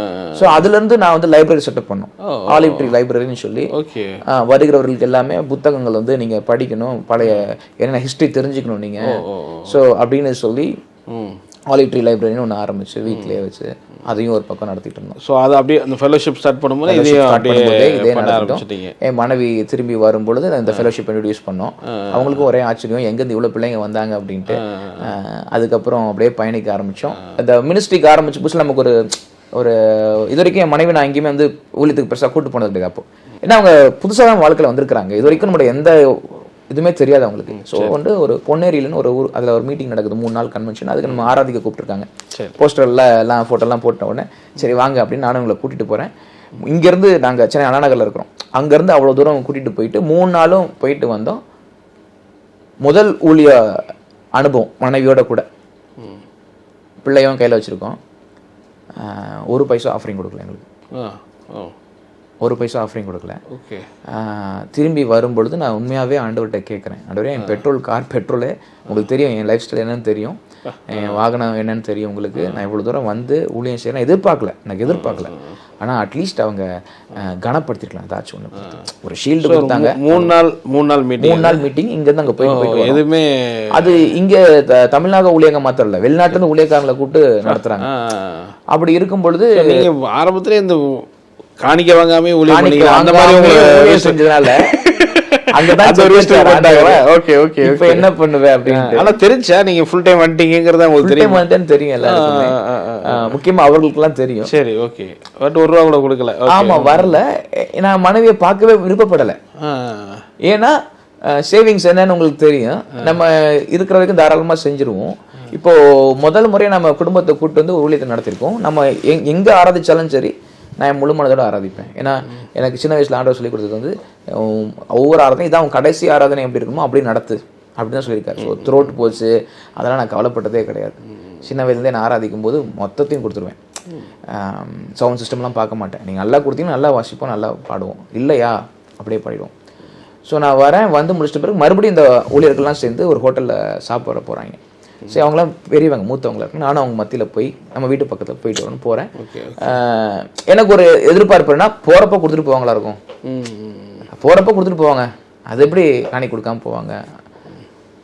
பட் அங்கே போனால் அவர்களே வந்து ஒருத்தர் வந்து நீங்கள் பில் பே பண்ணுங்க அப்படின்றாங்க அவங்களுக்குள்ள. நான் பார்த்தேன் இது என்னுடைய ஆடியன்ஸ் இல்லை ஆண்டவரேன்ட்டு என்கிட்ட இருந்த கிரெடிட் கார்டில் நான் பே பண்ணிவிட்டு அவங்களுக்கு சாப்பாடும் கொடுத்து வீட்டுக்கு வந்து என் மனைவிட்ட சொன்னது, பாருமா திட்டாதீங்க இப்படி நடந்துச்சு இப்படிதான்றப்போ அவங்களுக்கு வந்து ரொம்ப வருத்தப்பட்டாங்க. பார்த்துக்கோங்க இப்படி தான் ஊழியம், நீங்கள் வேலை செய்கிற வரைக்கும் சம்பாதிக்கிற வரைக்கும் ஒரு ஆங்கிளில் இருக்கலாம், பட் காணிக்கன்றது பார்த்துக்கோங்க அப்படின்னு நான் ஆண்டவர்கிட்ட போய் அப்போ தான் கேட்டேன், ஆண்டவரே காணிக்கையை நான் நிராகரிச்சது தப்பு தான், நான் காணிக்கை வாங்கணுமா வாங்கக்கூடாதா, இல்லைன்னா வாங்காதபடிக்கு நீங்கள் ஊழியத்தை கொடுங்க. ஓகே ஓகே ஓகே சரி நீங்கள் ப்ரொவைட் பண்ணுங்க. ஆமாம் அப்படி தான் பேசணும். சரி வெளிப்பாடுகள் வந்துட்ட பிற்பாடு தான் என் வாழ்க்கையில் ஒரு முதல் காணிக்கைன்னு ஒன்று வாங்கினேன். அது எனக்கு பயங்கரமான ஆசீர்வாதமாக இருந்துச்சு. ஆமென். ஸோ அதில் அது எப்படி ஃபர்ஸ்ட் டைம் வாங்குறீங்க? First time offering. அதாவது நான் கேட்கல, நான் ஆண்டவர்கிட்ட கேட்டேன். சரி சரி. ஒரு சகோதரி கொடுக்குறாங்க, அவங்க பிரியப்பட்டு அவங்களுக்கு ஆண்டவர் பேசி கொடுத்தது. அப்போ நான் தீர்மானம் பண்ணுறேன், அப்போது காணிக்கை உனக்கு ஒருத்தன் கொடுக்கணும்னா அது ஆவியில் ஏவப்பட்டிருக்கணும், பிரியமாக கொடுக்கணும், யாரும் உன்ட்ட கசந்து கொடுக்கக்கூடாது. அதுக்கு நீ வேணா எக்ஸ்ட்ரா 2 ரூபாய் உன் பக்கத்தில் எடுத்து கொடுத்துரு அவங்களுக்கு, அவங்க கசந்து கொடுக்கக்கூடாது, அவங்க ஆண்டவருக்குன்னு கொடுக்கணும், உனக்குன்னு கொடுத்தாங்கன்னா உனக்குன்னு வாங்கி. இந்த பகிர்வு கண்டிப்பா தெரியணும். அவரோட நீ எடுத்துடக்கூடாது, உன்னோடது அவர் எடுக்கலாம். எதிர்பார்ப்புன்னு ஒன்று இருக்கு பாத்தீங்களா, ஒரு மீட்டிங் முடிச்சிட்டோம் நமக்கு ஏதாவது கொடுப்பாங்க அப்படின்னு நினைக்கிறது வந்து அது ரொம்ப சீப்பா எனக்கு தெரிஞ்சிச்சு. அது ஏதோ ஒரு கூலிக்காரன் வந்து வேலை செஞ்சுட்டு கூலி கொடுப்பாங்களான்ற மாதிரி இருக்குன்றதுக்காக நான் அப்போ என்ன பண்ணேன், நான் தீர்மானிச்சேன் என் மனைவிட்ட சொல்லி, இந்த கொரோனா டைம்லயோ மற்ற டைம்லயோ நாம ஊழியக்காரங்களை கூப்பிட்டோம்னா காணிக்கை மீட்டிங் முடிஞ்சாலும் கொடுக்க மாட்டேன், அவங்களை எப்போ இன்வைட் பண்றனோ அப்பயே காணிக்கை கொடுத்துருவேன். ஸோ யாராச்சும் நான் கேட்டு பாஸ்டர் நீங்கள் வரீங்களா எங்களுக்கு அப்படின்னு கேட்கும்போது சரி. அவங்க ஓகேன்ட்டாங்கன்னா அடுத்த நிமிஷம் அவங்களுக்கு நாங்கள் காணிக்கை அனுப்பிச்சிட்டு அந்த கணத்தோடு தான் அவங்க ரிசீவ் பண்ணுவோம். நிறைய எக்ஸாம்பிள் இந்த காணிக்கையில் வந்து நான் சம்மந்தப்படுது என்னன்னா வேலை விட்ட பிறப்பாடு. சரி. என் கார்டில் ஒரு பேலன்ஸ் பார்த்தீங்கன்னா ஒரு 80,000 வந்திருக்கும் நினைக்கிறேன். நான் ஒரு ஊழியக்காரர் அவங்கள பார்க்க போனேன். பார்க்கும்போது திடீர்னு என் மனசில் வந்து அவங்க ஏதோ ஒரு இடம் வாங்குறேன்னு சொல்கிறாங்க. அப்போது நான் சொல்கிறேன் இந்த அமௌண்ட்டை எடுத்துக்கோங்கன்னு கார்டுலேருந்து கொடுத்துட்டு வீட்டில் திருப்பி கார் ஓட்டிட்டு வரும்போது என்னோட கிரெடிட் கார்டு பில்லே நான் கட்ட முடியாமல் இருக்குது. இப்போ எக்ஸ்ட்ராவாக நான் இவ்வளோ ஆஃபரிங் கொடுத்துருக்கேன். ஓகே. ஒரு பெரிய தொகை. அது எப்படி நான் வரப்போகுது ஆண்டவரே எனக்கு தெரியாது. நான் வீட்டில் போய் சேர்ந்து என் மனைவிட்ட இதை சொல்லி ஒரு 1 மணி நேரம் இருக்கும். எனக்கு எவ்வளோ கார்டு பணம் தேவையோ அதை கொடுத்துச்சு. நான் உடனே கொண்டு போய் மனைவிட்ட தான் வச்சேன். ஏன்னா முன்னாடிலாம் இதுதான் பாக்குறீங்க, இது ஃபர்ஸ்ட் டைம் அப்படிலாம் ஃபர்ஸ்ட் டைமா, அதாவது காணிக்கை நம்ம கொடுத்தா அது ஆண்டவர் திருப்பி கொடுப்பாரா அப்படின்றது ஆராய்ச்சி பண்ண தோன்றேன். Okay okay. I'm just researching over it. நான் வந்து அக்செப்ட் பண்ணிக்கல, ஐம் ரிசர்ச்சிங் ஓவர் இட். கொடுத்து பழகுறேன். அப்போ அந்த வசனத்தின் ஒரு வெளிப்பாடு ஏழைகளுக்கு இறைவன் கர்த்தர் கடன் கொடுக்குறான், இது எல்லாருக்கும் தெரியும் இல்லையா? அதுல இருக்க அடுத்த பாயிண்ட் அப்பதான் எனக்கு தெரியுது, அவர் திருப்பி கொடுக்குறாரு. ஸோ இந்த வசனத்தில் இருக்கிற அந்த டெப்த்தை நான் பார்த்துக்கிறேன். என் சமூகம் முன்பாக செல்லும் அப்படின்றது எல்லாரும் சொல்றாங்க. அதுல டெப்த் என்னன்னா, என் சமூகம் முன்பாக செல்லும், நான் உனக்கு இளைப்பாறுதல் தருவேன். அந்த ஒரு சின்ன வார்த்தை அது பின்னாடி இருக்கும் பொழுது அது எவ்வளவு ஆசீர்வாதத்தை கொடுக்குது. My presence shall go before thee and I will give you rest. எல்லா காரணத்தையும் பார்த்துருப்பீங்க இந்த வசனம். அதுக்கு பின்பதாக அவர் சொல்றது, நான் உனக்கு இளைப்பாறுதலும் கொடுப்பேன். ஸோ அவர் சமூகம் போச்சுன்னா ரெஸ்ட் வரும். அதே மாதிரி அவர் கொடுத்தா திருப்பி அவர் கொடுப்பாரு அப்படின்றது வந்து நான் ரிசர்ச் பண்ணி ஆவியானவர்கிட்ட கேட்டு கற்றுக்கிட்டேன். Okay okay. ஸோ அப்படி அந்த லைஃப் அப்படி மூவ் பண்ணும்போது அப்புறம் கொரோனா டைம், கோவிட் டைம்ல என்ன எனக்கு ஒரு கிருபைன்னா, எனக்கு வந்து 2வது மகன் பிறக்கும்போது நான் 2019 நாங்கள் ஊரில் விட்டுட்டு வரேன், ஃப்ளைட் ஏறி வரேன். சரி. பார்த்தா லாக்டவுன். ஸோ நான் ஆண்டோட திட்டத்தின்படியா தெரியாது, தனியா என் வீட்டில் இருக்கும்படியாக அந்த 1.5 வருஷம் இருந்துச்சு. இருந்துச்சு. அப்போ மினிஸ்ட்ரி ஃபுல்லா அந்த ஜூம்ல தான் அதில் எல்லாரும் வந்தாங்களா? நிறைய பேர் வந்தாங்க. நாங்களும் நிறைய பிக்சர்ஸை கூப்பிட்டு ப்ராஃபெட்ஸ் நைட் அப்படின்னு இரவெல்லாம் தீர்க்கதரிசிகள் இரவுன்னு சொல்லி வைத்தோம். அநேகருக்கு அது பிரயோஜனமா இருந்துச்சு. நான் ஊழியத்துக்கு வரும்போது ஆண்டவர்கிட்ட கேட்டது ஒண்ணு தான். எனக்கு தெரிஞ்சு எவ்வளவோ வாலிபர் ஊழியர்கள் இருக்காங்க, எவ்வளவோ வல்லமையான ஊழியர்கள் இருக்காங்க. சரி. நான் உங்களுக்கு வந்து என்ன பண்ண போறேன், என்ன எதுக்காக பயன்படுத்துவீங்க, எனக்கு ஒரு கேப்ல நான் நிக்கிறதுக்கு சொல்லுங்க. நான் ஒரு கன்ஜங்ஷனாவது இருக்க விரும்புறேன். I should be an and. அவ்வளவு ஒரு யூனிக்கா அப்படி சொல்லலாம். ஏதாவது ஒரு கேப் பண்ணனும். நானும் வந்து ஆராதிப்பேன், நானும் பாடல் எழுதுவேன், நானும் ஒரு 10ல ஒரு 11 இருக்க அப்படி சொல்லலாம். விருப்பப்படல. அது எனக்குன்னு ஏதாச்சும் சொல்லுங்க. இல்லைன்னா நான் எதுக்கு உங்களுக்கு, எனக்கு ஏதாவது சொல்லுங்க. அப்போது எங்கள் வீட்டில் நான் டோரை மூடிக்கிட்டு இருக்கும்போது லைக் கதலை போட்டுட்டு நான் போகிறேன். அப்போது ஆண்டவர் என்கிட்ட சொல்கிற ஒரு வார்த்தை, எனக்கு உபாத்தியார்கள் நிறைய பேர் இருக்கிறாங்க, சரி, நான் தகப்பன்மார்கள் இல்லையே அப்படின்னு சொல்கிறார். நான் சொன்னேன், அதை நீங்கள் ஏதாவது வயசானவங்கள்ட்ட சொல்லணும். எனக்கே தகப்பன் இல்லையா, எனக்கே யார் இருக்கான்னு தெரியாமல் நான் யோசிச்சிருக்கேன். நான் உங்கள்கிட்ட கேட்டது என்ன வரம் கொடுத்து என்ன பயன்படுத்துவீங்கன்னு கேட்டேன். சரி. ஆனால் நீங்கள் சொல்கிறது வந்து தகப்பன் மாறன்னு சொல்கிறீங்க. அந்த தகப்பன் ஆறதுக்கு தகுதி எனக்கு இருக்கான்னு தெரியல ஆண்டவரே நான் சொல்லிட்டு, ரொம்ப நாள் கழித்து என்னை வந்து ஒரு கான்ஃபரன்ஸுக்கு வந்து அட்டன் பண்ண சொல்லி கேட்குறாங்க. நானும் அப்போ வேலையை விட்டனால அந்த ஒரு 3 நாள் கான்ஃபரன்ஸ் போகிறேன். அங்கே போய் அமர்ந்திருந்து கேள்விகளுக்கான பதில் கேட்குறேன். பதில் கேட்டுக்கிட்டே உட்காந்துட்டு இருக்கேன். என்ன ஆண்டவர் இப்படி சொல்கிறாங்களே அப்படின்னும் போது அந்த ஊழியர் வராரு. வந்து அவர் முதல் வார்த்தையை அழுறாரு. ஓகே. அவர் மிகப்பெரிய ஊழியர், தமிழ்நாட்டில் எல்லாருக்குமே அவருக்கு தெரியும், உலகத்தில் தெரியும். அழுறாரு. அழுதுட்டு சொல்கிறாரு, நான் ஒரு தப்பு பண்ணிட்டேன். நான் வந்து எல்லாரையும் வளர்த்தேன், என் ஆவிக்குரிய மகன்களை வளர்க்கலை. I should have grown my spiritual sons. But இன்னிலேருந்து நான் அவங்களுக்கு மேலே தான் முக்கியத்துவம் கொடுக்க போகிறேன். என் ஸ்பிரிச்சுவல் சன்ஸ் தான் எனக்கு முக்கியம். அவர்கள் என் சரீரத்தில் இருந்தாலும் ஆவிக்குரிய பிள்ளைகள் முக்கியம். அல்லது டாப்பிக்கே வந்து ஆவிக்குரிய பிள்ளைகளை பற்றி தான் எடுக்கிறாரு. சன்ஸ் எப்படி ஒரு தகப்பனாக இருக்கிறதுன்னு எடுக்கிறாரு. அப்படி நான் கேட்குறேன், ஆண்டவரே இவர் சொல்கிறது ஊழியத்தில், ஏன்னா நான் கேட்ட கேள்வி, எனக்கு நீங்கள் சொன்ன ஊழியத்துக்கும் இதுக்கும் என்ன தொடர்பு கேட்கும்போது திடீர்னு பேசிட்டே இருந்தவர் நிப்பாட்டி, நீ என்ன தகுதின்னு கேட்குறியா? சரீரத்தில் நான் உனக்கு ஒரு பிள்ளையை கொடுத்தேன்னா உன்னால் ஆவிக்குரிய தகப்பனாக முடியாதா? சரீரத்திலே நீ தகப்பனாயிட்டியே அப்படின்னு அவர் சொன்னது வந்து ரொம்ப ஈஸியாக எனக்கு புரிஞ்சிச்சு. Okay okay. நம்ம வாலிபத்தில் ஊழியம் செய்வதற்கும் ஒரு தகப்பனாகி ஊழியம் செய்வதற்கும் வித்தியாசம் இருக்குது. என்னால் என் மகளையும் ஒரே மாதிரி தான் பார்க்க முடியும், மகனையும் ஒரே மாதிரி தான் பார்க்க முடியும். எனக்கு வந்து வித்தியாசமே அதுக்கு முன்னாடி வரைக்கும் நாங்கள் வந்து கேர்ள்ஸுக்கு ஊழியம் செஞ்சது கிடையாது, சரி சரி செய்யறது கிடையாது. வெறும் பாய்ஸ் யூனிஸ்ட் தான். ஓகே சண்டே ஸ்கூல் எடுத்தாலும் மிக்சடா இருப்பேன், பட் பாய்ஸ் மேல தான் எனக்கு ஃபோக்கஸ் ஜாஸ்தி. ஏன்னா அவங்கள தான் என்ன அடிச்சாலும் கிள்னாலும் அண்ணன் திரும்பி வருவாங்க, கண்டிப்பா கண்டிப்பா அந்த ஒரு உரிமை அவங்களுக்கு இருக்குன்றது தான் என்னுடைய பாயிண்ட். ஸோ இதுக்கப்புறம் இந்த ஒரு வார்த்தை, நான் உன்னை சரீரத்திலே தகப்பனாக்கிட்டேனே, நீ ஆவிக்குரிய தகப்பனாக மாட்டியா, நான் அந்த அந்த அந்த கான்வர்சேஷன் எனக்கு ரொம்ப பிடிச்சது. நான் எவ்வளோ ஜாய்ஃபுல் ஆகிட்டேன்னா, நான் ஒரு பிளாட்டினம் ரிங் போட்டிருப்பேன். அந்த பிளாட்டினம் ரிங்கை எடுத்து நான் காணிக்கைப்படியில் போடப்பட்டேன். என்ன போடுங்க ஏதாச்சும்னாங்க, நான் அந்த பிளாட்டினம் ரிங் அதுக்கு போட போனேன். அப்போ ஆண்டவர் சொன்னா, எனக்கு இந்த ரிங்கு வேணாம், இதுக்கு ஈக்குவலாக நீ மணி கொடு, ரிங் வந்து உன் கையில் இருக்கணும், ஏன்னா நீ ஆசைப்பட்டு கேட்டது, ஓகே இதை நீ சாட்சியாக போட்டுக்கணும் அப்படின்னாங்க. ஏன் அந்த சாட்சி சொல்கிறேன்னா, பிளாட்டினம் பீஸ்லாம் வளையாது, உடையாது, அதான் அதோடைய ஸ்பெஷாலிட்டி. பிளாட்டினம் உடையாது. ஆனால் அபிஷேகத்தில் ஒரு நாள் நான் ஜெபிச்சு இப்படி தட்டினா அந்த ரிங்கு வளைஞ்சிரு. ஆண்டவர் சொன்னார், நீ நினைக்கிற வல்லமை இல்லை அபிஷேகன்றது, அது எதையுமே வளைக்கும், எதையுமே சரி செய்யும். அதுக்கு அடையாளமாக அதை போட்டுக்கொண்டாரு. அதை வச்சுட்டே இருந்தேன். நீங்கள் எப்படி நான் சொல்வது, அது அந்த மீட்டிங் அது ஒரு காட்டுக்குள்ள நடக்குது மீட்டிங். ஸோ எஸ்எம்எஸ் வரதோ கஷ்டம் ஒன்றுமே இல்லை. நான் இப்போ சொல்கிறேன், இதோட பணம் என்கிட்ட எங்கே இருக்குது, நான் தான் உழைத்து வந்துட்டேன், என்கிட்ட பணம் இல்லை, என்கிட்ட இருக்கிறது ஒரு பொருளை போடுறேன் நான் அப்படின்றேன். அந்த காட்டுக்குள்ள பிரதர் ஃபோனும் போகாது, ஒன்றும் போகாது. நான் மீட்டிங் அந்த முடிச்ச அந்த கேப்பில் வெளில வரேன், எனக்கு எஸ்எம்எஸ் வருது. என்ன எஸ்எம்எஸ்னா, நான் என்னைக்கோ இந்த டேக்ஸ் சேவிங்காக போட்ட பணம் 5 வருஷத்துக்கு கழிச்சு மெச்சூர் ஆகாது. சரி, அது மெச்சூர் ஆகி இந்த மோதிரத்துக்கு என்ன விலையோ அந்த விலை வந்திருக்குது. நான் கேட்டேன், இதை நீங்க வரத்துக்கு முன்னாடி சொல்லியிருந்தா கூட நான் அவ்வளவு பிளான் பண்ணிருப்பேன். உடனே அதை எடுத்து ட்ரான்ஸ்ஃபர் பண்ணி அந்த ஊழியத்துக்கு கொடுத்தேன். இருந்தது.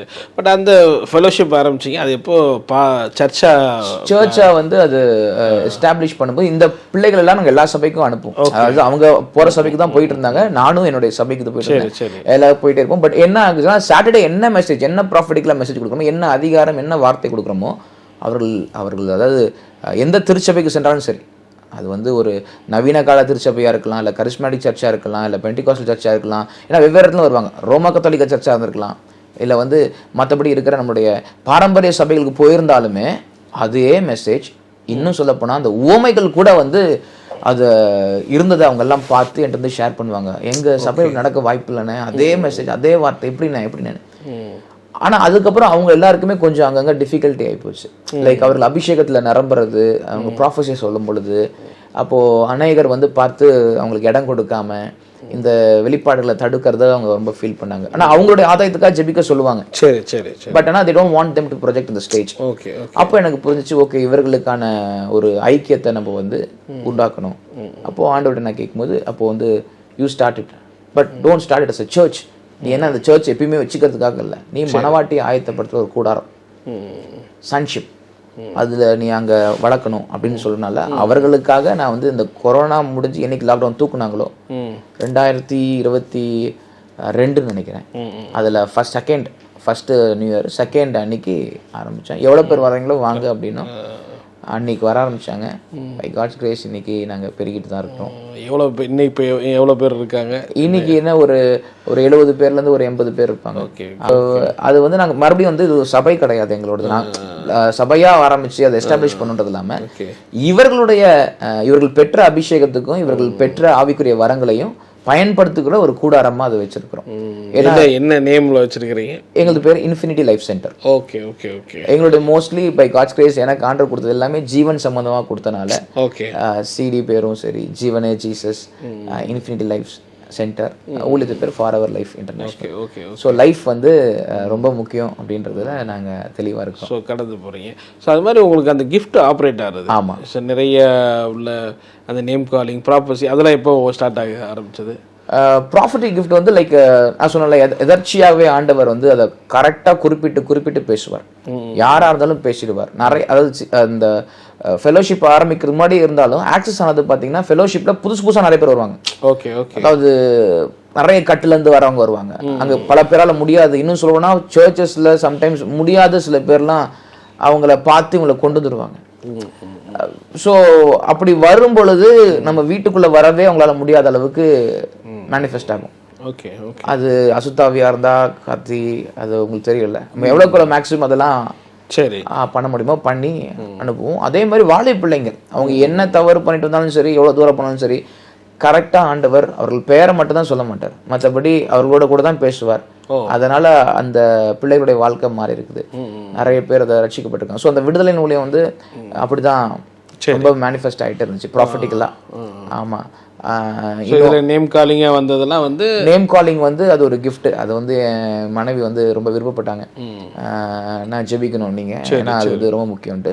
அந்த நேம் காலிங் வந்து அற்புத விதமா பயன்படுத்துவதுன்னா வந்தவர்களுக்கு மாத்திரம் இல்லை, வராதவர்களுக்கும் ஆண்டவர் வந்து ப்ராஃபிட்டிக்கலா அதை சொல்லிடுவார். ஓகே, ஒரு இன்ஸ்டன்ஸ் பார்த்தீங்கன்னா, ஒரு பேரை நான் சொல்றேன், அங்க இருந்தவங்க யாரும் இல்லை, அப்ப சொல்றேன் இந்த பேருக்கு தொடர்புடையவர்களுக்கு ஃபினான்ஷியல் லாஸ் வரப்போகுது, அவர்கள் வந்து ஜெபத்தை அதிகரிக்கணும், ஜெபத்தை அவங்க அதிகரிக்காமல் இருப்பதனால அவங்களுக்கு தெரியாமல் இது நடக்க போகுது சொல்லிடுங்க அப்படின்றேன். ஸோ எங்கள் ஐக்கியத்தில் இருக்கிற ஒரு மகள் என்ன பண்ணுறாங்க, அவங்களுடைய பள்ளிக்கு போகிறாங்க. பள்ளிக்கு போனால் அதே பேருடைய அவங்களுக்கு மேலே இந்த வைஸ் பிரின்சிபல் இருக்காங்க. ஸோ பட் அவங்கள்ட்ட எப்படி போய் சொல்கிறது, இந்த நேமில் தான் அவங்க இருக்காங்க அப்படின்னும் போது கூச்சப்பட்டு கிட்டத்தட்ட ஒரு வாரம் கழித்து போய் சொல்லியிருக்காங்க, இதுமாரி எங்கள் அண்ணன் சொல்லியிருக்காங்க, அப்படி ப்ராஃபஸி சொன்னாங்க, உங்கள் பேர் அதில் இருக்கனால நான் சொல்கிறேன், நீங்கள் பார்த்துக்கோங்க, பட் ஆனால் பேரை கூட்டுங்கன்றப்போ அவங்க சொல்கிறாங்க எங்களுக்கு அந்த மாதிரி பிரச்சனை எதுவுமே இல்லையே, அதெல்லாம் ஒன்றும் இல்லை அப்படின்ட்டு இருக்காங்க. பட் வித்தின் 4 days அந்த வைஸ் பிரின்சிபல் மறுபடியும் வந்து இந்த மகளை கூப்பிட்டு, இங்கே வாமா, நீ சொன்னதை நான் அஜாக்கிரதை எடுத்துட்டேன், பட் என் வீட்டில் வேலை செய்கிற இத்தனை நாளாக நகைகளை வந்து எடுத்துகிட்டு போயிருக்காங்க, இவ்வளோ நகைன்னு ஒரு சவரன் அமௌண்ட் சொல்லி இவ்வளோ தொலைஞ்சு போயிருக்கு, நான் தான் ஜெபத்தை கம்மி பண்ணிட்டேன், உங்கள் பாஸ்டருக்கு தேங்க்ஸ் சொல்லிவிடுங்க அப்படின்னு சொன்னதை அந்த பிள்ளை வந்து என்கிட்ட சொன்னாங்க. ஸோ நான் ஒன்று புரிஞ்சுட்டு என்னென்னா, நம்ம வந்து நேம் காலிங்கிறது வந்து இருக்கிறவங்கள கூப்பிட்டுறது மாத்திரம் இல்லை, இல்லாதவர்களை இருக்கிறவர்கள் போல அழைக்கிற தேவன். அந்த நேம் காலிங்ஸ் வந்து பயங்கரமான ஒரு கிஃப்ட் தான். ஏன்னா அது ஆறுதலின். இப்போ சகையை பார்த்து சகைவேன்னு கூப்பிடும்போது அவனுக்கு அது ரொம்ப பெரிய விஷயம். அது மரியாதை பார்த்து மரியாதைன்னு எல்லாரும் தான் கூப்பிட்டுருக்காங்க, ஆனால் இவர் கூப்பிடும்போது, இயேசு கூப்பிடும்போது ரபூனின்னு கட்டி பிடிக்க ஓடி வராங்க. ஸோ ஆண்டவர் அந்த நேரத்தில் அந்த பேரை பயன்படுத்துவது ரொம்ப ஆச்சரியமாக நான் ஃபீல் பண்ணேன். ஆமாம், அதோட பியூட்டிஃபுல் என்னென்னா, இந்த புதுசாக வர பிள்ளைகளோ பழசாக வரவங்களோ நம்ம ஆவியில் இருக்கும் பொழுது அந்த இயேசு கிட்ட தேடி வரவங்க எப்படி வந்து மேனிஃபெஸ்ட் ஆகி கீழே விழுறாங்க அப்படின்றது வந்து எனக்கு ரொம்ப நாள் சந்தேகம் இருந்துச்சு. அப்படியா? ஆமாம், சின்ன வயசுலேருந்து அது வந்து நமக்கு ஏன் விழுறாங்க அப்படின்றது இருந்துச்சு. பட் எதெல்லாம் நான் சந்தேகப்பட்டனோ அதெல்லாம் ஆண்டவர் என் வாழ்க்கையில் செய்யும்போது அதுக்கான ஆவிக்குரிய அர்த்தங்கள் வசனங்களை தேடி தேடி பார்த்துட்டு, சம்டைம்ஸ் நான் தீர்க்கதரிசனம் சொல்லிட்டு இருக்கும்போதே 10 நேரம் கீழே விழுந்துருவாங்க. என்ன இவங்களுக்கு புரியுமானா நீ பேசு அப்படின்னு. அது வந்து நான் இந்த 2015 நான் வந்து என் வாழ்க்கையில பார்த்தேன். அது வந்து அது என் மேல திருக்கதரிசனமாவும் சொல்லியிருக்கேன். ஆமா, சிங்கப்பூர்ல வரும்போது நாங்க ஒரு சாப்பிட்டு இருக்கும்போது ஒரு போதகர் சொன்னார், அப்படி கர்த்தர் உங்களை பயன்படுத்த போறாரு, அது எப்படி இருக்குன்னா நீங்க மேடையில போய் ஏறி அல்லேலூயா ஆமே நீங்க பேசுவீங்க, ஆனா பாதி ஜனங்க வந்து மேனிஃபெஸ்ட் ஆயிடுவாங்க. கன்ஃபியூஷனா இருக்கீங்களா? என்னைக்காவது ஒரு டைம் வந்து ஆண்டவர் சொல்லி நம்ம நிச்சயமா ஆமா ஆமா, அது மத்தவங்களை பத்தி தெரியல. நான் சின்ன வயதுல இருந்தே பிரசன்ஸ்ல இப்படியே வளர்ந்தனால எனக்கு நானே வந்து கேள்விகள் நிறைய கேட்டுப்பேன். இப்ப நம்ம போகணுமா, பிரசங்கம் பண்ண என்ன வார்த்தை பிரசங்கம் பண்ணணும் அப்படின்னு நான் கேட்பேன். ஆண்டவர் வந்து சம்டைம்ஸ் சொல்லுவாரு இந்த வார்த்தையை பேசலாம் அப்படின்னு. இந்த வார்த்தையில ஒரு சாரமுமே இல்லையா ஆண்டவர், இது என்ன பேச போறோம், ஆனா அங்க போய் அது பேசும்பொழுதுதான் தெரியும் அது அங்க இருக்க ஆத்மாக்களுக்கு பயங்கர யூஸ்ஃபுல்லா இருக்கும் அப்படின்ட்டு. சோ நம்ம ஆண்டவரை வந்து சந்தேகப்பட்டோம் நம்ம சொல்ல முடியாது, கேள்விதான் கேட்கிறோம். அந்த கேள்வியை சந்தேகமா எடுத்துக்கூடாது, நம்ம வந்து தெளிவடைய பார்க்கிறோம், அதுதான் matter. So but confusion sometime decision எடுக்கும்போது நிறைய இருக்கும். யாரை நம்புறது யாரை நம்ப வேணான்றது நம்ம ஆண்டவர்கிட்ட கேட்டுதான் பெற்றுக்கொள்ளணுன்றப்போ அந்த கன்ஃபியூஷன் கண்டிப்பா வரும். என்னை பொறுத்த வரைக்கும் எல்லாமே ஆண்டவர் வந்து ஆன் த டேபிள் ஆன்றத சோஃபா கொடுக்க மாட்டார். இதுதான் இருக்கு இதுதான் பண்ணு அப்படின்னு திட்டங்கள்ல என்னுடைய வாழ்க்கையில் நான் அப்படி பார்த்தது இல்லை. நான் வந்து ஒரு சாதாரண மனுஷன் மாதிரி தான் திகைத்து போய் நின்று இருக்கிறேன், கவலைப்பட்டு இருந்திருக்கிறேன், வியப்படைஞ்சிருக்கிறேன், இது எப்படி நடக்குமோ நினைச்சிருக்கிறேன். என்னுடைய பிளான்ஸ் எல்லாம் நான் அவர்கிட்ட காட்டும் பொழுது இதுல எதுவுமே ஃபிட் ஆகாதேன்னு சொல்லும் போது அதை செஞ்சு முடிச்சிருக்காரு சம்டைம்ஸ். சோ எளிதா முடிக்க வேண்டியது தாமதமாயிருக்குது. சோ கற்றுக்கொள்ளுதல் தான் பிரதர், அதுதான் நான் ஃபீல் பண்றேன். அப்படி இருக்கிறது நாம இன்னும் உயிரோடு இருக்கோன்றதுக்கு அடையாளம். ஏன்னா அது ஆண்டவரும் சம்டைம்ஸ் விரும்புறாரு. ஏன்னா அவர் நம்மள வந்து ஒரு ரோபோட்டா இருக்க விரும்பல, உன்னுடைய கேஸை கொண்டு வந்து கொடு பார்ப்போம் அப்படின்றாருல. ஸோ அது ஃபைனல் நம்ம அந்த எண்டு முடிக்கும் போது நம்ம அவட்ட மன்னிப்பு கேட்கறது அதிகம். மன்னிச்சிருங்க ஆண்டவரே நான் இதை கொஞ்சம் கன்ஃபியூஸ் ஆயிட்டேன். பட் என்னால வந்து ரொம்ப நாள் ஒரு காரியத்தை ரொம்ப யோசிச்சுட்டே இருந்தேன்னா எனக்கெல்லாம் வந்து ஆண்டவர் வந்து தெளிவுபடுத்திடுவார். ஏதாவது ஒரு காரியத்தை கொடுத்து ஆமா பிசிக்கலாவே நான் பிசிக்கலாவே வந்து சம்டைம்ஸ் ஆண்டவரை அடிச்சதுதான் ஃபீல் பண்ணிருக்கேன் எனக்கு. அப்படியா? ஆமா, அது நான் எப்படி சொன்னா ஜனங்க புரிஞ்சுப்பாங்கன்னு தெரியல. அடிச்சதுன்னா சும்மா நார்மலா பிசிக்கலா அடிச்ச மாதிரி இருக்கும். திடீர்னு பாடியில ஏதாச்சும் ஒரு இடம் ரொம்ப திடீர்னு கிரக் அப்படின்னு பெயின் இருக்கும். அங்க பார்த்தா அங்க பெயினே இருக்கிறதுக்கு ஒண்ணுமே இருக்காது. அந்த யோசனையில இருந்து வெளில வந்துருவேன். ரொம்ப ஆழமா இது எப்படி நடக்குமோ அப்படின்னு யோசிச்சுட்டே இருக்கும்போது எனக்கெல்லாம் நிறைய வாட்டி நடந்திருக்கு. பாடியில ஒரு பெயின் ஆமா, மாதிரி. நான் ரொம்ப உட்காந்து பஸ்ல சம்டைம்ஸ் டிராவல் பண்ணும்போது, முன்னாடி எல்லாம் சின்ன வயசுல டிராவல் பண்ணும்போது யோசிச்சுட்டு என்னாண்டு இது எப்படி நடக்குமோ தெரியாம திடீர்னு ரோட்ல இருந்து ஏதோ சேர் அடிச்ச மாதிரி அடிச்சுச்சு. என்னடா சேர் அடிச்சுன்னு தொடச்சு கிடச்சு பார்த்தா அங்க சேரும் இருந்திருக்காது, ஒண்ணும் ஆயிருக்காது.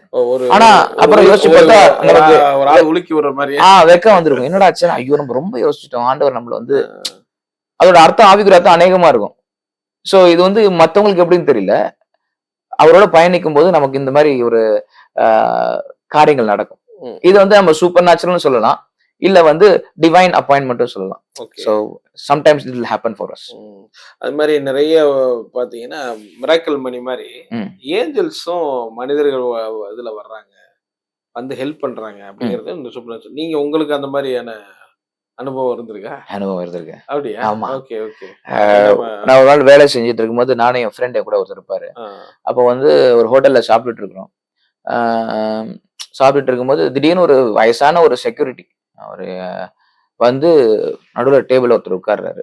அப்போ நாங்க வந்து வேற ஏதோ பேசிக்கிட்டு இருக்கும்போது நான் என் நண்பர்கிட்ட சொல்றேன், நீ அவரோட பில்லை பே பண்ணிடு. இதெல்லாம் ஊழியத்துக்கு வரதுக்கு முன்னாடியே சொல்லிடுறேன், அவரோட பில்லை பே பண்ணிடு அப்படின்றேன். ஏன்னா அப்போ அவர் தான் கொஞ்சம் நல்ல சம்பாதி இருந்தாரு.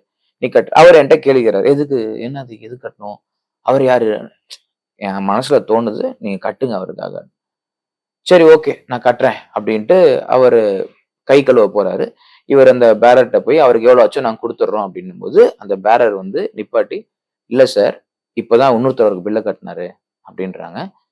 நாங்க உட்கார்ந்துட்டு இருக்கிறது ஒரு 3-4 பேர் தான். அவர் என்கிட்ட சொல்றாரு வந்து, பிரதர் இல்ல வெஸ்லியே கட்டிட்டாங்களாம் அவங்க பில்லை.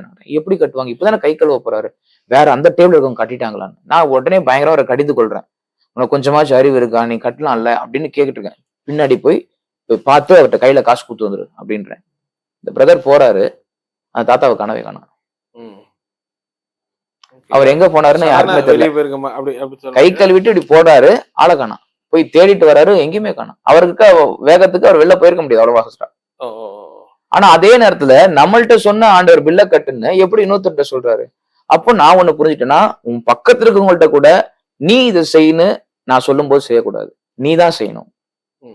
தூதர்கள் வந்தாங்கன்னா நீங்கள் அறியாமல் தூதர்களை கூட வந்து உபசரித்து விடுறீங்கன்னு சொல்றாருங்க பாருங்க. இது வந்து என்னுடைய வாழ்க்கையில் நடந்துச்சு. சோ ஹெல்ப் பண்ணு அப்படின்னும் போது நான் யார்ட்டையும் கேட்டு நீ கொஞ்சம் ஹெல்ப் பண்ணுன்னு கேட்க மாட்டேன், என்ன இருக்கோ ஹெல்ப் பண்ணிடுவேன். ஆமா, அது வந்து எனக்கு ஒரு கர்த்தர் கிருபை கொடுத்துருக்காரு. அதே மாதிரி குடு ஆண்டவர் சொல்லிட்டேன்னா என் பர்ஸை ஃபுல்லா எடுத்து அப்படியே கொடுத்துருவேன். எவ்வளவு இருக்குன்னு கூட தெரியாது. இது மாதிரி நிறைய வாட்டி எனக்கு நடந்திருக்கு. ஆமா, ஒர்க் ஆகாத ஏடிஎம் எங்களுக்காக ஒர்க் ஆயிருக்கு. அப்படியா? ஆமா, எல்லாம் கீழே நிப்பாங்க. மாசம் அப்போ வேலை செஞ்சுட்டு இருக்கும் போது தான் ஃபெலோஷிப் நடத்திட்டு இருக்கிறோம். எல்லாருமே பேங்க்ல வந்து அந்த ஏடிஎம் நிக்கிறாங்க. நான் ஃபெலோஷிப் முடிச்சுட்டு வரேன், ஒர்க் ஆகலைங்க சார் அப்படின்னு இருக்காங்க. ஒர்க் ஆகலன்னு சொல்றாங்க, ஆனா கீழே நிக்கிறாங்க. நான் சொன்னேன், தம்பிட்ட நம்ம ஒர்க் ஆகும் பாரு நமக்கு அப்படின்னு ஒரு ஃபெய்த்ல சொல்லிட்டு உள்ள போறேன். போய் வித்ட்ரா பண்றேன் 10,000 வந்துருச்சு. உடனே ரொம்ப சந்தோஷமா இவ்வளவு பவர் நமக்கு இருக்குதுன்னு ரொம்ப ஹாப்பியா வந்து தம்பிட்டு சொல்லி நாங்க போய் ஹோட்டல்ல சாப்பிட்டு மீதி பணத்தை ஃபுல்லா பர்ஸ்ல வச்சுட்டு அங்க வரவங்கள்ட்ட சொல்ற ஒர்க் ஆகுது பாருங்க அப்படின்னு சொல்லிட்டு போறேன். அடுத்தவங்க பாருங்க ஒர்க் ஆகல. சரி, அடுத்த நாள் சண்டே சர்ச்சுக்கு போறேன். சர்ச்சுக்கு போனா அங்க பாஸ்டர் ஆனது அனௌன்ஸ் பண்றாரு, அப்படி கிடியன்ஸ் வந்திருக்காங்க பைபிள் பிரிண்டிங்க்கு, உங்கள்ட்ட எவ்வளவு இருக்கோ அதை கொடுங்க, பர்ஸ் எல்லாம் காலி பண்ண கூட கொடுத்துருங்க அப்படின்ட்டு இருக்காங்க. நான் வந்து நேத்து ஆச்சரியப்பட்டது இன்னைக்கு ரொம்ப ஒரு மாதிரி கேட்டேன், யாருக்குமே வராத பணம் எனக்கு மட்டும் ஏன் வந்துச்சு? நான் கொஞ்சமா கொடுத்துருப்பேனே, ஒரு 2,000-3,000 கொடுத்துருப்பேன். எடுத்து வித்ட்ரா பண்ண 10,000 கொடுத்து உள்ள இருக்க மீதி காசையும் கொடுக்க சொன்னீங்களேன்ட்டு கொடுத்தேன். அதுல ஒண்ணு கத்துக்கிட்டேன் என்னன்னா, அதான் சொன்ன பாருங்க, miracle money, super natural money is not just for you. அது வந்து ஆல்பா ஒமேகாவா அவர் இருக்கிறாரு, அவர்கிட்ட தான் வாங்கி அவர்கிட்ட தான் கொடுக்க போறோம். அந்த நடுவுல இருக்கும்போது நீ அதை என்ஜாய் பண்ணிக்கலாம். இது ஒரு இன்ஸ்டன்ஸ் எனக்கு வந்து சூப்பர் ஒர்க் ஆகாத ஏடிஎம் ஒர்க் ஆயிருக்கிறது. அந்த இதெல்லாம் ஒரு இது. ஆமா, அது மாதிரி தூதர்களை இது மாதிரி மனிதர் வடிவில் பாத்துருக்கோம், ஒரு வாட்டி பாத்துருக்கோம். இதாவும் பாத்துருக்கீங்கன்னா, இப்ப ஆவிக்குரிய அனுபவங்கள் சொல்லுவாங்கல்ல, ஆவிக்குரிய அனுபவத்துல நான் லிட்டரலா எந்த தூதரையும் நான் பார்த்தது கிடையாது. அவன் விங்ஸ் வச்சு பார்த்ததில்ல. என்னோட சின்ன வயசுல ஒரு வாட்டி நான் வந்து ஒரு சபையில மெசேஜ் கொடுத்துட்டு இருக்கும் போது நான் ஒரு பெரிய கிரவுண்ட்ல பார்த்தேன் ஒரு வாட்டி. அதை தாண்டி நான் பிசிக்கலா என்ன பாத்தீங்க? ஒரு பெரிய ஒரு ஆள் ஒயிட் கலர்ல இருக்கிறத நான் பார்த்திருக்கேன். ஆமா, அந்த அந்த தோற்றம் மனசுல இருந்து எடுக்க முடியாத தோற்றம். அது வந்து அந்த மாதிரி இது ஆமா பார்த்திருக்கேன். பட் எனக்கு பிசிக்கலா நான் ஏஞ்சல்ஸோட எனக்கு வந்து சம்டைம்ஸ் இந்த கமாண்ட்ஸ் கொடுக்கறது, இதை கொண்டு வா அப்படின்றது வந்து நான் ஃபினான்ஷியலா தான் நான் வந்து மூவ் பண்ணிருக்கேனே தவிர மற்றபடி என்னுடைய வேலையை செய்வதற்கு அந்த மாதிரி நீங்க பார்த்ததுல. உங்களுடைய அந்த பைபிள் ரீடிங்ல எப்படி இருக்கும்? ஒரு நாளைக்கு இவ்வளவு நேரம் வாசிப்பீங்களா? அப்படின்னா கணக்கு இருக்கா? இல்ல மெடிடேஷன் மாதிரி அப்படி இருக்குமா? பைபிள் ரீடிங் வந்து எனக்கு ரொம்ப பிடிச்சது. பைபிள் படிக்கிறவங்க எனக்கு பிடிக்கும். எவ்வளவு பிடிக்கும்னா, வயசான ஒரு தாயார், ஒரு ஒரு ஊழியக்காரங்களுடைய தாயார், அவங்க வந்து வேதம் தான் அவங்களுக்கு எல்லாமே. எனக்கு அவங்களுக்கு வந்து வேதப்படியே ஒரு மோதிரம் செஞ்சு அவங்களுக்கு போட்டு நான் அவங்கள்ட்ட போய் ஒரு ஆசீர்வாதம் கேட்டது வந்து, எனக்கு வேதத்தை நேசிக்கணும், உங்களை மாதிரி இல்லை, அதுக்கு மேலே நேசிக்கிறது கொடுங்க. ஏன்னா பைபிள் ரீடிங் வந்து ரொம்ப முக்கியம். என்னால் வந்து ஒரு வார்த்தையிலே உட்காந்துட்டு 1 மணி நேரம் 1.5 மணி நேரம் ஏன் ஒரு நாள் வரைக்கும் அந்த வசனம் மாத்திரமே என்னோட கூட பேசியிருக்குது. என்னால் டக்குன்னு மற்றவங்கள மாதிரி அதிகாரம் வாசிக்க முடியாது. ஒரு வார்த்தை வாசித்தாலாம் அந்த வார்த்தைக்கு என்னென்னலாம் கனெக்ட் ஆகுதோ அதெல்லாம் எனக்கு ஆண்டவர் காட்டுவார். அதுலேருந்தே அப்படியே போயிடுவேன், டெப்த்தாக உள்ளே போயிடுவேன். Okay okay okay. ஸோ அது எனக்கு மோஸ்ட்லி எனக்கு வந்து அந்த வெளிப்பாடுகளோ வசனத்தை படிக்கும்போதோ ஏதோ ஒரு மூவி நரேஷன் மாதிரியே தான் எனக்கு ஆண்டவர் காட்டுவார். அது வந்து அப்படியே கண்டினியூஸாக போகும். நான் வந்து குறிப்பெடுத்து ஒரு குறிப்பு 2 குறிப்புலாம் சொன்னது கிடையாது. அது அப்படியே போகும். அதனால எனக்கு வேதம் வந்து பெரிய பொக்கிஷம். அது பல வேதங்களை நான் படித்தாலும் சரி படிக்கலாலும் சரி, நான் சுற்றி வேதாங்க நிறைய வச்சுப்பேன். சரி சரி சரி சரி. அதை பார்க்கும்போது இதுலேருந்து எடுத்து கொஞ்சம் படிப்பேன், அதுலேருந்து கொஞ்சம் எடுத்து படிப்பேன். I like it and I love it. Manifestations வந்து நிறைய பேருக்கு பிடிக்கிறது இல்லை. நிறைய பேர் என்கிட்ட சொல்லியிருக்காங்க, ஏசு ரொம்ப அமைதியாக தானே இருந்தார், நீங்கள் டங்ஸ்லாம் பேசுகிறீங்களே, இப்படி பண்ணலாம். நாங்கள் இதுக்கும் மியூசிக்ஸ்லாம் வந்து ரொம்ப லவுடெல்லாம் வைக்க மாட்டோம், எவ்வளோக்கோளோ சொல்லியிருக்கலாம், எவ்வளோக்கோளோ அமைதியாக இருக்கணுமோ அப்படி தான். பட் சம்டைம்ஸ் மேனிஃபெஸ்டேஷன் நடக்கும். அது நடக்கும் பொழுது சில பேர் அழுவாங்க, சில பேர் சிரிப்பாங்க, சில பேர் வந்து விடுதலை ஆவாங்க, கீழே விழுவாங்க. இதெல்லாம் நம்ம பார்த்துருக்கனால நம்ம அங்கீகரிச்சுக்கிறோம் அது என்ன அப்படின்றத நம்ம நிதானிக்க முடியுது. நிறைய பேர் என்ன கேட்டு, நீங்கள் தனியாக சிட்டியை விட்டு வெளில போய் பெரிய இடமா வச்சு நடத்துங்கன்னா, அதுக்கும் நாங்கள் நடத்துகிறோம், கேம்ப்ஸ் நடத்துகிறோம். அதில் புதுசாக வர பிள்ளைகள் பயங்கரமாக தொடப்படுறாங்க. இந்த அக்கினி அபிஷேகம் இதெல்லாம் வந்து எல்லாத்தையும் நாங்கள் அனுபவிச்சிருக்கிறோம். Okay okay. பட் அதை வந்து வெளிப்படையாக சொல்ல முடியலை, ஏன்னா அது வந்து இன்னும் அது ஒரு சபை பக்குவப்பட்டா இல்லை. பட் என்னோட இதில் வந்து நான் அதை வந்து டிஃபெண்ட் பண்ணவும் இல்லை, அஃபண்ட் பண்ணவும் இல்லை.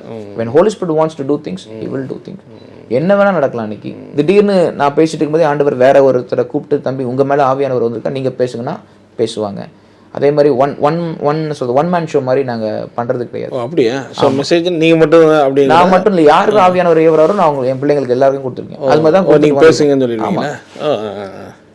பேசுங்க, ஆராதனை எடுங்க, what are the holy spirits. அதெல்லாம் அவங்களுக்கு ஹீலிங் இருக்கு. ஒரு நியூ இயர் சர்வீஸில் ஒரு சின்ன பிள்ளை, அந்த பிள்ளைக்கு இப்போ கொஞ்சம் பெரிய வயசாக இருக்கும், பட் அந்த பிள்ளையை கொண்டு வந்து just because people are doubting, நமக்கு தெரியல அவங்க சந்தேகப்படுறாங்க, யாரோ இந்த கூட்டத்தை சந்தேகப்படுறாங்கன்றதுக்காக அந்த பிள்ளை மேலே கை வச்சு இப்போ நீ திருக்கசம் சொல்லுமா அப்படின்னு மூவ் பண்ண வச்சா, அந்த சின்ன பிள்ளை போய் ஆண்டவருடைய வார்த்தையை சொன்னது மாத்திரம் நிறைய பேருக்கு ஹீலிங்கை அந்த பிள்ளை கொடுத்துருக்கு. ஆனால் அது முடிச்சிட்ட பிற்பாடு அவங்கள நம்ம செலிப்ரேட் பண்ணக்கூடாது. அந்த பிள்ளையோட வாழ்க்கையில ஆண்டவர் விதைச்சிருக்காரு, அந்த பிள்ளையும் அதுக்கு பர்ஃபெக்டா இருந்துச்சுன்னா நிச்சயமா வருங்காலத்துல அதுவும் ஒரு பெரிய ஊழியக்காரியா இருக்கும். ஸோ தட் இவங்க எல்லாருக்கும் புரியணும், ஆவியானவர் வந்து ஒரு பர்சன் மேல எப்பயுமே குடிக்கொண்டிருக்கணும்னு ஆசைப்படுறது இல்லை, அவர் வந்து உலாவ விரும்புறாரு, அவரை கட்டுப்படுத்தக்கூடாது. சபைன்றது நீ பரிசுத்தமா வந்தீங்கன்னா ஆண்டவர் உன் மேல உலாவுவாரு, தடை கிடையாது. நீ விசுவாசின்ற பேர்ல கட்டப்பட்டிருக்காது, ஊழியக்காரன்ற பேர்ல கட்டப்பட்டிருக்காது, நீ அவருடைய மகன். நீ அந்த பக்கமும் இருந்தாலும் ஆண்டவர் செயல்படுவார், இந்த பக்கம் இருந்தாலும் செயல்படுவார். ஸோ அதே மாதிரி நீங்கள் நிறைய ஊழியத்தில் சூப்பர் நேச்சுரலான ஆக்டிவிட்டிஸ் ஆரம்பத்துலேருந்தே சொல்லிட்டே இருக்கீங்க. ஃபினான்ஷியலி நடந்திருக்கு, பட் மிராக்கிள் மணி இந்த மாதிரி நிறைய கேள்விப்பட்டிருக்கோம். இது பெட்ரோல் இல்லாமல் கூட வண்டி 6 கிலோமீட்டர் ஓடி இருக்கு. அந்த மாதிரிலாம் உங்கள் லைஃப்பில் நிறைய நடந்திருக்கு? நிறைய மிராக்கிள் மணி வந்து. அப்படியே? ஆமாம். என்ன எப்படி? ஒரு சிம்பிள் எக்ஸாம்பிள், ஒருத்தவங்களுக்கு வந்து நான் காசு கொடுக்கணும். சரி. ரீசெண்டாக பில் புக்கை செக் பண்ணிட்டு வந்திருக்கிறாங்க, உள்ளே வச்சுருக்காங்க. நான் வந்து என்னம்மா ஒன்று இப்போ வந்து ஒரு 1000 ரூபா தேவைன்றீங்க, என்னவா பண்ணுறது அப்படின்ட்டு இப்படி திருப்புறேன். அதே பில் புக்கு ஒரு 500 ரூபா வந்துச்சு. என்னம்மா 500 ரூபா வந்திருக்கு அப்படின்னா, இப்போ இன்னொரு 500 ரூபா இல்லையே வந்துடும் போலம்மா அப்படின்னு திருப்புறேன். இன்னொரு 500 ரூபா. அது பைபிள் இல்லை, ஒரு பில் புக்கு. அவங்க கண்ணால் பக்கத்துல இருந்து பார்த்தாங்க, உடனே அங்கேயே விழுந்து எல்லாம் கண்ணரோட நன்றி செலுத்தினாங்க. இது என் வாழ்க்கையில நிறைய இடத்துல நடந்திருக்கு. அப்படியா? ஆமா, இது என் சின்ன வயசுலேருந்தே நடந்திருக்கு பிரதர். நான் சொன்ன நான் வந்து ஷேர் ஆட்டோலாம் அந்த காலத்துல இருக்கும். நான் ஆஃபீஸ் முடிச்சு நைட் லேட்டாக வரும்போது ஒரு ஷேர் ஆட்டோ ஏறிட்டேன். 5 ரூபா தான் அந்த இடத்துக்கு போகிறதுக்கு. என்கிட்ட காசு இல்லை. அப்போ காசு இல்லைன்னா லைக் எனக்கு எல்லாமே ஃப்ரீ பாஸ் மாதிரி வச்சுக்கோங்களேன், எல்லாமே அப்போ வந்து ஆட்டோ போகிறேன், என் பர்ஸ் எடுக்கிறேன், இருக்குன்னு நினச்சிட்டு போனேன், அது 5 ரூபா இல்லை. அப்போ என் மனசில் இருக்கிறேன், என் வாட்சை அவுத்து குத்துற வேண்டியதான் போல ஆட்டோ டிரைவர்கிட்ட, அவன் திட்டுவான் கண்டிப்பாக ஆச்சு. செயின் அவுத்து குத்துலாமா, என்ன அவுத்து கொடுப்பான்னு தெரியலையே, என்ன 5 ரூபாய்க்காக 5 ரூபாய்க்கு செயின். ஏன்னா நமக்கு வந்து அசிங்கப்படுத்தக்கூடாது, என்ன பண்ணுறது, சரி இருக்குன்னு சரிட்டோமே. என் பர்ஸை சும்மா நிப்பாட்டிட்ட பிறகு இறங்கி பர்ஸை திறந்து பார்த்துட்டு இல்லைன்னு சொல்லுவோம், அப்படிதான் அப்படின்னு நினச்சி இருந்து திறந்து பார்க்குறேன், இல்லை. எஸ்ப்பா நான் எனக்கு ஏன்னா அவங்க ஏதாவது கெட்ட வார்த்தை பேசணும் தாங்க முடியாது அப்படின்ட்டு, என்ன ஆண்டவரே அப்படின்னு பார்க்குறேன், குடுன்னு ஒரு 5 ரூபா ஓடி வருது. எனக்கு தெரிஞ்சு நான் அதுக்கு முன்னாடி தான் மாட்டோவில் உட்காந்து கையெல்லாம் உள்ளே விட்டு பார்த்தேன், இல்லை ஓடி வந்துச்சு. நான் ஆண்டவரை பார்த்து என்ன ஆண்டவரே, அவர் சொன்னார், நீ நடந்து வர்றது பற்றி நான் யோசிக்கலை, நீ நான் எப்போ தான் சந்தேகப்படுறத நிப்பாட்டுவேன், கொடுத்தவனுக்குன்னு கொடுத்துட்டார். அதே ஷேர் ஆட்டோவில் அடுத்த நாள் நான் வரேன். நான் வரும் பொழுது ஒரு பெந்தகோஸ்தே ஊழியக்காரர், உங்களுக்கு தெரியும், அவங்களாம் செருப்பு போடாமல் நடப்பாங்க, அப்படி உட்காந்துட்டு இருக்காங்க. அப்போது நான் கேட்குறேன், ஆண்டவரே எனக்கு அன்றைக்கி 5 ரூபா கொடுத்தீங்க, இப்போ 10 ரூபா இருக்குது. இது வந்து ரொம்ப சின்ன வயசில் நான் சொல்கிறேன், சரி வேலைக்கு சேர்ந்த புதுசுலன்னு வச்சுக்கோங்க. 10 ரூபா இருக்குது, நான் வேணா அவருக்கு வேணா கொடுக்கட்டுமா அப்படின்னாரு. ஆண்டவர் சரி கொடு அப்படின்ட்டார். ஸோ அவர் எனக்கு கேட்கல, அவர் பாட்டு பின்னாடி யார்கிட்ட பேசிட்டு வராது ஊழியக்காரர். நான் இறங்கும்போது இப்போ தான் 10 ரூபா இருக்கேன்னு சொல்லி, ஆனால் இந்த 10 ரூபா எனக்கு வச்சுக்கோங்க, அவருக்கும் வச்சுக்கோங்க அப்படின்னு சொல்லிட்டு நான் பாட்டுக்கு நடந்து வந்துட்டேன். நைட்டு பார்த்தீங்கன்னா ஒரு நாள் என்னுடைய சபையில் 4:30 மணி கூட்டம் சாம்சுந்தரமையா நடத்திட்டு இருக்காங்க. ஸோ நாங்கள் போய் அட்டன் பண்ணுறேன். முதல் நாள் போயிட்டு வீட்டுக்கு வந்தோடனே எனக்கு ஒரு சிக்கன் பாக்ஸ், எனக்கு வேலைக்கு போக முடியல. அது சரியாகிறதுக்கு 30 நாள் ஆச்சு. அது 31 நாள் முடிச்சுட்டு நான் ஆராதனைக்கு தான் போனேன். சரி, வர்ஷிப் நான் எடுக்கிறேன். இந்த இடைப்பட்ட காலத்தில் வந்து எனக்கு டிவைன் ஹீலிங் மேலாம் வந்து நம்பிக்கை இருந்துச்சு, எல்லாம் இருந்துச்சு. பட் நான் அனுபவிச்சது கிடையாது. சரி, அம்மா ஜெபிச்சிருக்காங்க, எல்லாம் பண்ணியிருக்காங்க, பெற்றிருக்காங்க. பட் என் சரீரத்தில் உணர்ச்சியாக நான் வந்து பெற்றது கிடையாது. அப்படியே பெற்றிருந்தாலும் என் நினைவில் இருந்தது கிடையாது. எனக்கும் ஒரு வயசு வந்து நான் நினைவுகளை கொண்டு வருவதற்கான ஒரு அனுபவம் தான் இந்த மிராக்கிள் மணி. இது மிராக்கிள் மணின்னு மட்டும் சொல்லக்கூடாது, இந்த மிராக்கிள் மணியில் இணைஞ்சிருக்கிற காலத்தை நான் உங்களுக்கு சொல்றேன். ஸோ நான் கொடுத்துட்டு வந்துட்டேன். எனக்கு இந்த மாதிரி வரும்பொழுது நான் போனது வேற சபை, போயிட்டு வந்து வேற சபை. இந்த பெந்தகோஸ்தே சபைக்காரரு வராரு, வந்து ஜெபிக்கு வராரு. அப்போ எனக்கு சிக்கன் பாக்ஸில் நான் உள்ளே இருக்கிறேன் ரூமில். அப்போ எங்கள் அம்மாவை பார்த்து ஜெபிஸ்டர், தம்பி எங்கள் அம்மான்னு கேட்குறாரு. இல்லை உள்ளே இருக்காரு. அவர் புது பாஸ்டர், அவ்வளோ யாருக்குமே தெரியாது. நான் ஜெபிக்கிறேன் அப்படின்றாரு. யூஸ்வலாக சிக்கன் பாக்ஸ் இருந்தால் உள்ளே யாரும் வரமாட்டாங்க, அப்படிலாம் பண்ணுவாங்க. அவர் உள்ள ஜெபிக்கிறாரு. எந்த பாஸ்டர்னு பார்த்தா, நான் எந்த பாஸ்டருக்கு வந்து ஷேர் ஆட்டோ காசு கொடுத்தனோ அதே பாஸ்டர். அவர் யாருன்னு எனக்கு தெரியாது அப்போ. சரி, இவர் தான் இப்போ டிரான்ஸ்ஃபர் ஆகி பாஸ்டர் வந்திருக்காரு, எனக்கு தெரியல. வீட்டுக்கு வந்திருக்காங்க, எனக்கு தான் ஃபுல்லாக கண்ணு இருட்டிலே இருக்கேன் நான். இவர் வராது, என் தலைமையில கை வச்சு ஜெபிக்கிறாரு. எல்லாம் ஒரே கட்டி கட்டியாக இருக்கு உடம்புல. ஜெபிக்கிறாரு. ஃபர்ஸ்ட் டைம் என் வாழ்க்கையில் நான் அந்த பவர் ஆஃப் த எனிமி போகிறத பார்க்குறேன், அப்படியே லிட்ரலாக. அதுக்கப்புறம் என் பாடியில் பெயினே இல்லை, ஒன்றும் இல்லை. நான் உடனே தேங்க் பண்ண ஆண்டவருக்கு, என்ன ஆண்டவரே இப்படி இருக்குது இப்படின்னு. அப்போது அவர் சொன்னார், ஞாபகம் இருக்கா அந்த 5 ரூபா 10 ரூபா மேட்ரு? ஆமாம் ஆண்டவரே, இதுக்காக தான் உன்னை கொடுக்க வச்சேன். எனக்கு சின்ன வயசுலேயே இது தெரியும். ஒரு பணம் அவர் கொடுக்குறாருன்னா அந்த பணம் நமக்கான பணம் இல்லை. மிராக்கிள் மணி வந்தால் ஒன்று ஆண்டவருக்கு சொந்தம், ஏன்னா பாதி ஆண்டவருக்கு சொந்தம். மீன் வாயிலேருந்து பேதுருவே காசு எடுத்தாலும் பாதி உனக்கு பாதி எனக்கு, அப்படியா? அதான் உண்மை. சோ ஃபினான்ஸ் வந்து ஆண்டவர் வந்து கர்த்தர் கொடுத்தது. ரோமர் கொடுத்தா ரோமர்ட்ட கொடுத்துட வேண்டியது, அரசாங்கம் கொடுத்தா அரசாங்கத்துக்கு கொடுக்க வேண்டியது. நிறைய பேர் கேட்பாங்க, இதை வந்து அப்போ இந்த பணம் ஆண்டவர் தப்பா அடிப்பாரா, இப்படி பண்ணுவாரா, அப்படி பண்ணுவாரு, அதெல்லாம் கேட்பாங்க. அதை பத்தி அந்த அளவுக்கு ஞானம் நமக்கு கிடையாது. எங்க தேவையை சந்திக்கப்பட்டது. நான் போய் என் முதலாளிகிட்ட போய் பணத்தை எப்படி சம்பாதிக்கிறீங்க முதலாளி, நான் கம்ப்யூட்டர் வேலை செய்யறேன், நீ எப்படி சம்பாதிக்கிற, நீ சுதாடி சம்பாதிச்சியா, நான் கேட்க மாட்டேன். என் சம்பளத்தை எனக்கு கொடுத்துற ஏன் தான் கேட்பேன். ஆமேன். அவர்கிட்ட போய் நான் வந்து இது உண்மையான பணமா கள்ள பணமா நான் கேட்கறது இல்லை. ஸோ என்னுடைய வாழ்க்கையில் மிராக்கிள் மணின்றது இட்ஸ் நாட் ஜஸ்ட். ஸோ அப்போ அந்த மினிஸ்ட்ரி நிறைய பார்த்துருப்பீங்கல்ல? நிறைய பார்த்துருக்கோம். அது வந்து விவரிக்க முடியாத அளவுக்கு பார்த்துருக்குறோம். இன்ஸ்டண்ட்டாக வந்து கிருபைகள் வந்திருக்கு. அதெல்லாம் வந்து எந்த மாதிரி டைம்லலாம் அப்படி நடந்திருக்குன்னா, தேவை இருக்கும்போது அப்படியே தேவை இருக்கும்போது நடக்கும். நாம் சோர்ந்து போய் இதுக்கு மேலே என்ன அற்புதம் செய்ய போகிறாரு பார்த்துட்டோம், நம்ம ஆண்டவருடைய கை இவ்வளோதான் தருவார் அப்படின்னு நம்ம நினைக்கும் போது, என் கையை நீ சந்தேகப்படுறியா அப்படின்னு எக்ஸ்ட்ராவாக செய்வார். ஏன்னா நாங்கள் எங்களோட மினிஸ்ட்ரியில் வந்து அவயங்கள் வளர்ந்ததை பார்த்துருக்கோம். அப்படியே? ஆமாம், அவயங்கள் வந்து எப்படி, எந்த மாதிரி? கை கம்மியாக இருந்தவங்களுக்கு கை அப்படியே பெருசாக இருந்ததை பார்த்துருக்கோம் லிட்டரலாக. ஸோ அதை பார்த்து எவ்வளோ பேர் ஷாக் ஆகி இருக்கிறத பார்த்துருக்காங்க. அதெல்லாம் வீடியோலாம் எடுத்துருக்கீங்களா? இல்லை நாங்கள் 2-3 முறை வீடியோ எடுக்க முயற்சி பண்ணியிருக்கோம். சரி. அந்த வீடியோ தம்பி எடுத்தவர் ஏதாவது ஒரு ப்ராப்ளத்தில் வீடியோ வந்து அப்புறம் முடிவு பண்ணிட்டோம், மினிஸ்ட்ரிலேருந்து முக்கியமாக அனாயிண்டிங் டைம்ல வீடியோ எடுக்காதீங்க அப்படின்னு சொல்லிட்டோம். வீடியோ எடுக்கிறதுனால இதாகுதுன்றீங்க? அதை நம்ம எதுக்காக பண்றோம்ன்றது இப்போ நீங்க சொன்ன மாதிரி ப்ரூவ் பண்றதுக்காக பண்றோமா? அப்போ தேவன் இருக்காருன்னு ப்ரூவ் பண்ணணும் பண்ணல, தேவன் இருக்காரு. அது ஒரு மகிமையை நம்ம காணுவதற்கு ஒரு கிருபை. அவயங்கள்லாம் வளர்ந்துருக்கு. அவயங்கள் வளர்ந்துருக்குது. எத்தனையோ வருஷங்கள் ஆப்ரேஷன் பண்ணவங்களுக்கு வந்து கை மடங்க முடியாத கைகள் வந்து ரீசர்ஜரி பண்ண வேண்டிய கை வந்து திருப்பி ஃபிளெக்சிபிளா இருக்கு. பார்க்குற வியூவர்ஸ்க்கு உங்க வாழ்க்கை என்ன சொல்ல விரும்புறீங்க? நீங்க நிறைய ஊழியர்கள் என்னை அழைத்ததுக்கு முதலாவது ஈடன் டிவிக்கு நன்றி செலுத்திக் கொள்கிறேன். அருமையான சகோதரருக்கு நன்றி. ஏன்னா நாங்க வந்து மீடியாவுக்கு நடுவில் வரணும்னே விருப்பப்படாதவங்கன்னா நாம அதுக்கு வந்து பெரிய தகுதி அப்படின்னு நான் யோசிக்கும் போது, இல்லை நம்மளோட நல்ல ஆட்கள், நல்ல ஞானமா பேசுறவங்க, நல்ல கரெக்டா பேசுறவங்க இருப்பாங்க, நாம எப்படி ரொம்ப கேஷுவலா பேசுறோமேன்னு யோசிப்போம். பட் இந்த இன்டர்வியூவில் நீங்கள் என்னை அழைச்சதுக்கு நன்றி. நான் மனம் திறந்து தான் பேசியிருக்கிறேன். அதில் தவறுகள் இருந்தால் கர்த்தர் மன்னிப்பாராக. ஆடியன்ஸ்க்கு ஏதாவது சந்தேகங்கள் இருந்தால் மேபி அவங்க உங்கள்கிட்ட தான் கேட்பாங்க. அதுக்கு நான் சொன்னதுக்கு நான் பதில் எடுத்துக்கொள்ளணும். ஆமாம், ஏன்னா அது சூழ்நிலை முக்கியம். எதுக்காக நம்ம கேள்வி கேட்டோம், எதுக்காக பதில் சொன்னோன்றத அந்த கருத்தை அறிஞ்சு அவங்க அதை புரிஞ்சுக்கணும். எடுத்த உடனே நம்ம நிதானிக்காமல் இருந்தாங்கன்னா தப்பாயிடும். ஸோ நிதானிச்சு நம்ம வாழ்க்கை முழுதும் படிச்சு தான் சொல்ல முடியும். அதுக்காக நன்றி செலுத்துகிறேன். ரெண்டாவது வந்து என்ன போல ஒருவேளை வாழ்க்கையில சின்ன வயசுல இருந்தே ஆண்டவர்கள் முன்குறித்தவர்கள், அவர்களுக்கு ஒரு நல்ல ஸ்பிரிச்சுவல் ஃபாதரோ இல்ல ஒரு லாங் டைம் மென்டர்ஷிப்போ இல்லாம அங்கும் இங்கும் அலைந்து திரிந்து எல்லா இடத்துலயும் ஆண்டவர் அனுபவிச்சு கடைசியா வந்து ஒரு ஊழியத்தை கொடுத்திருந்தாருன்னா, நான் உங்கள்கிட்ட சொல்வது ஒண்ணுதான், welcome to the father's palace. நமக்காக பிதா பெரிய பொக்கிஷங்களை வைத்திருக்கிறார், நம்மளை நம்பி இருக்கிறார். இளம் வயது முதல் நம்மளை எப்படியோ இந்த உலகத்துல இருந்து பாதுகாத்து இன்னைக்கு ஊழியக்காரராக வைத்திருக்கிறார்.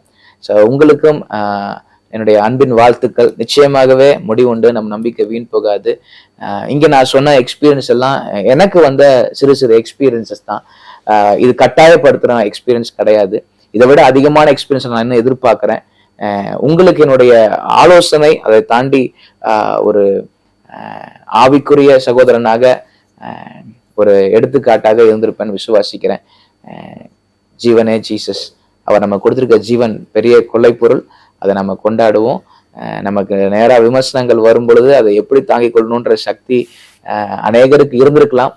பட் நான்லாம் வந்து அதை ரொம்ப ரொம்ப பக்குவப்படுத்தி இந்த இன்டர்வியூக்கு வந்திருக்கிறேன். ஸோ உங்களோட கர்த்தர் இருக்கிறார். இது விசேஷமா உங்களுக்கான ஒரு நிகழ்ச்சியா இருக்குன்னு விசுவாசிக்கிறேன்.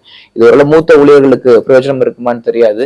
ஆனா என்னை போன்று வாழ்க்கையில ஆண்டவருக்காக ஏதாவது செய்யணும்னு நினைச்சு அப்பப்போ முயற்சி பண்ணிக்கிட்டே இருந்து ஜெயத்தை கொண்டாடுகிற மகன்களுக்கான ஒரு வாய்ப்பாக இருக்கும்னு நினைக்கிறேன் brother. So thank you so much for having us here and we are so privileged and I believe that this programme would be a blessing to many. ரொம்ப நன்றி. உங்க நேரத்தை ஒதுக்கி எங்களோட ஸ்பெண்ட் பண்ணதுக்கு ரொம்ப நன்றி. Thank you so much brother.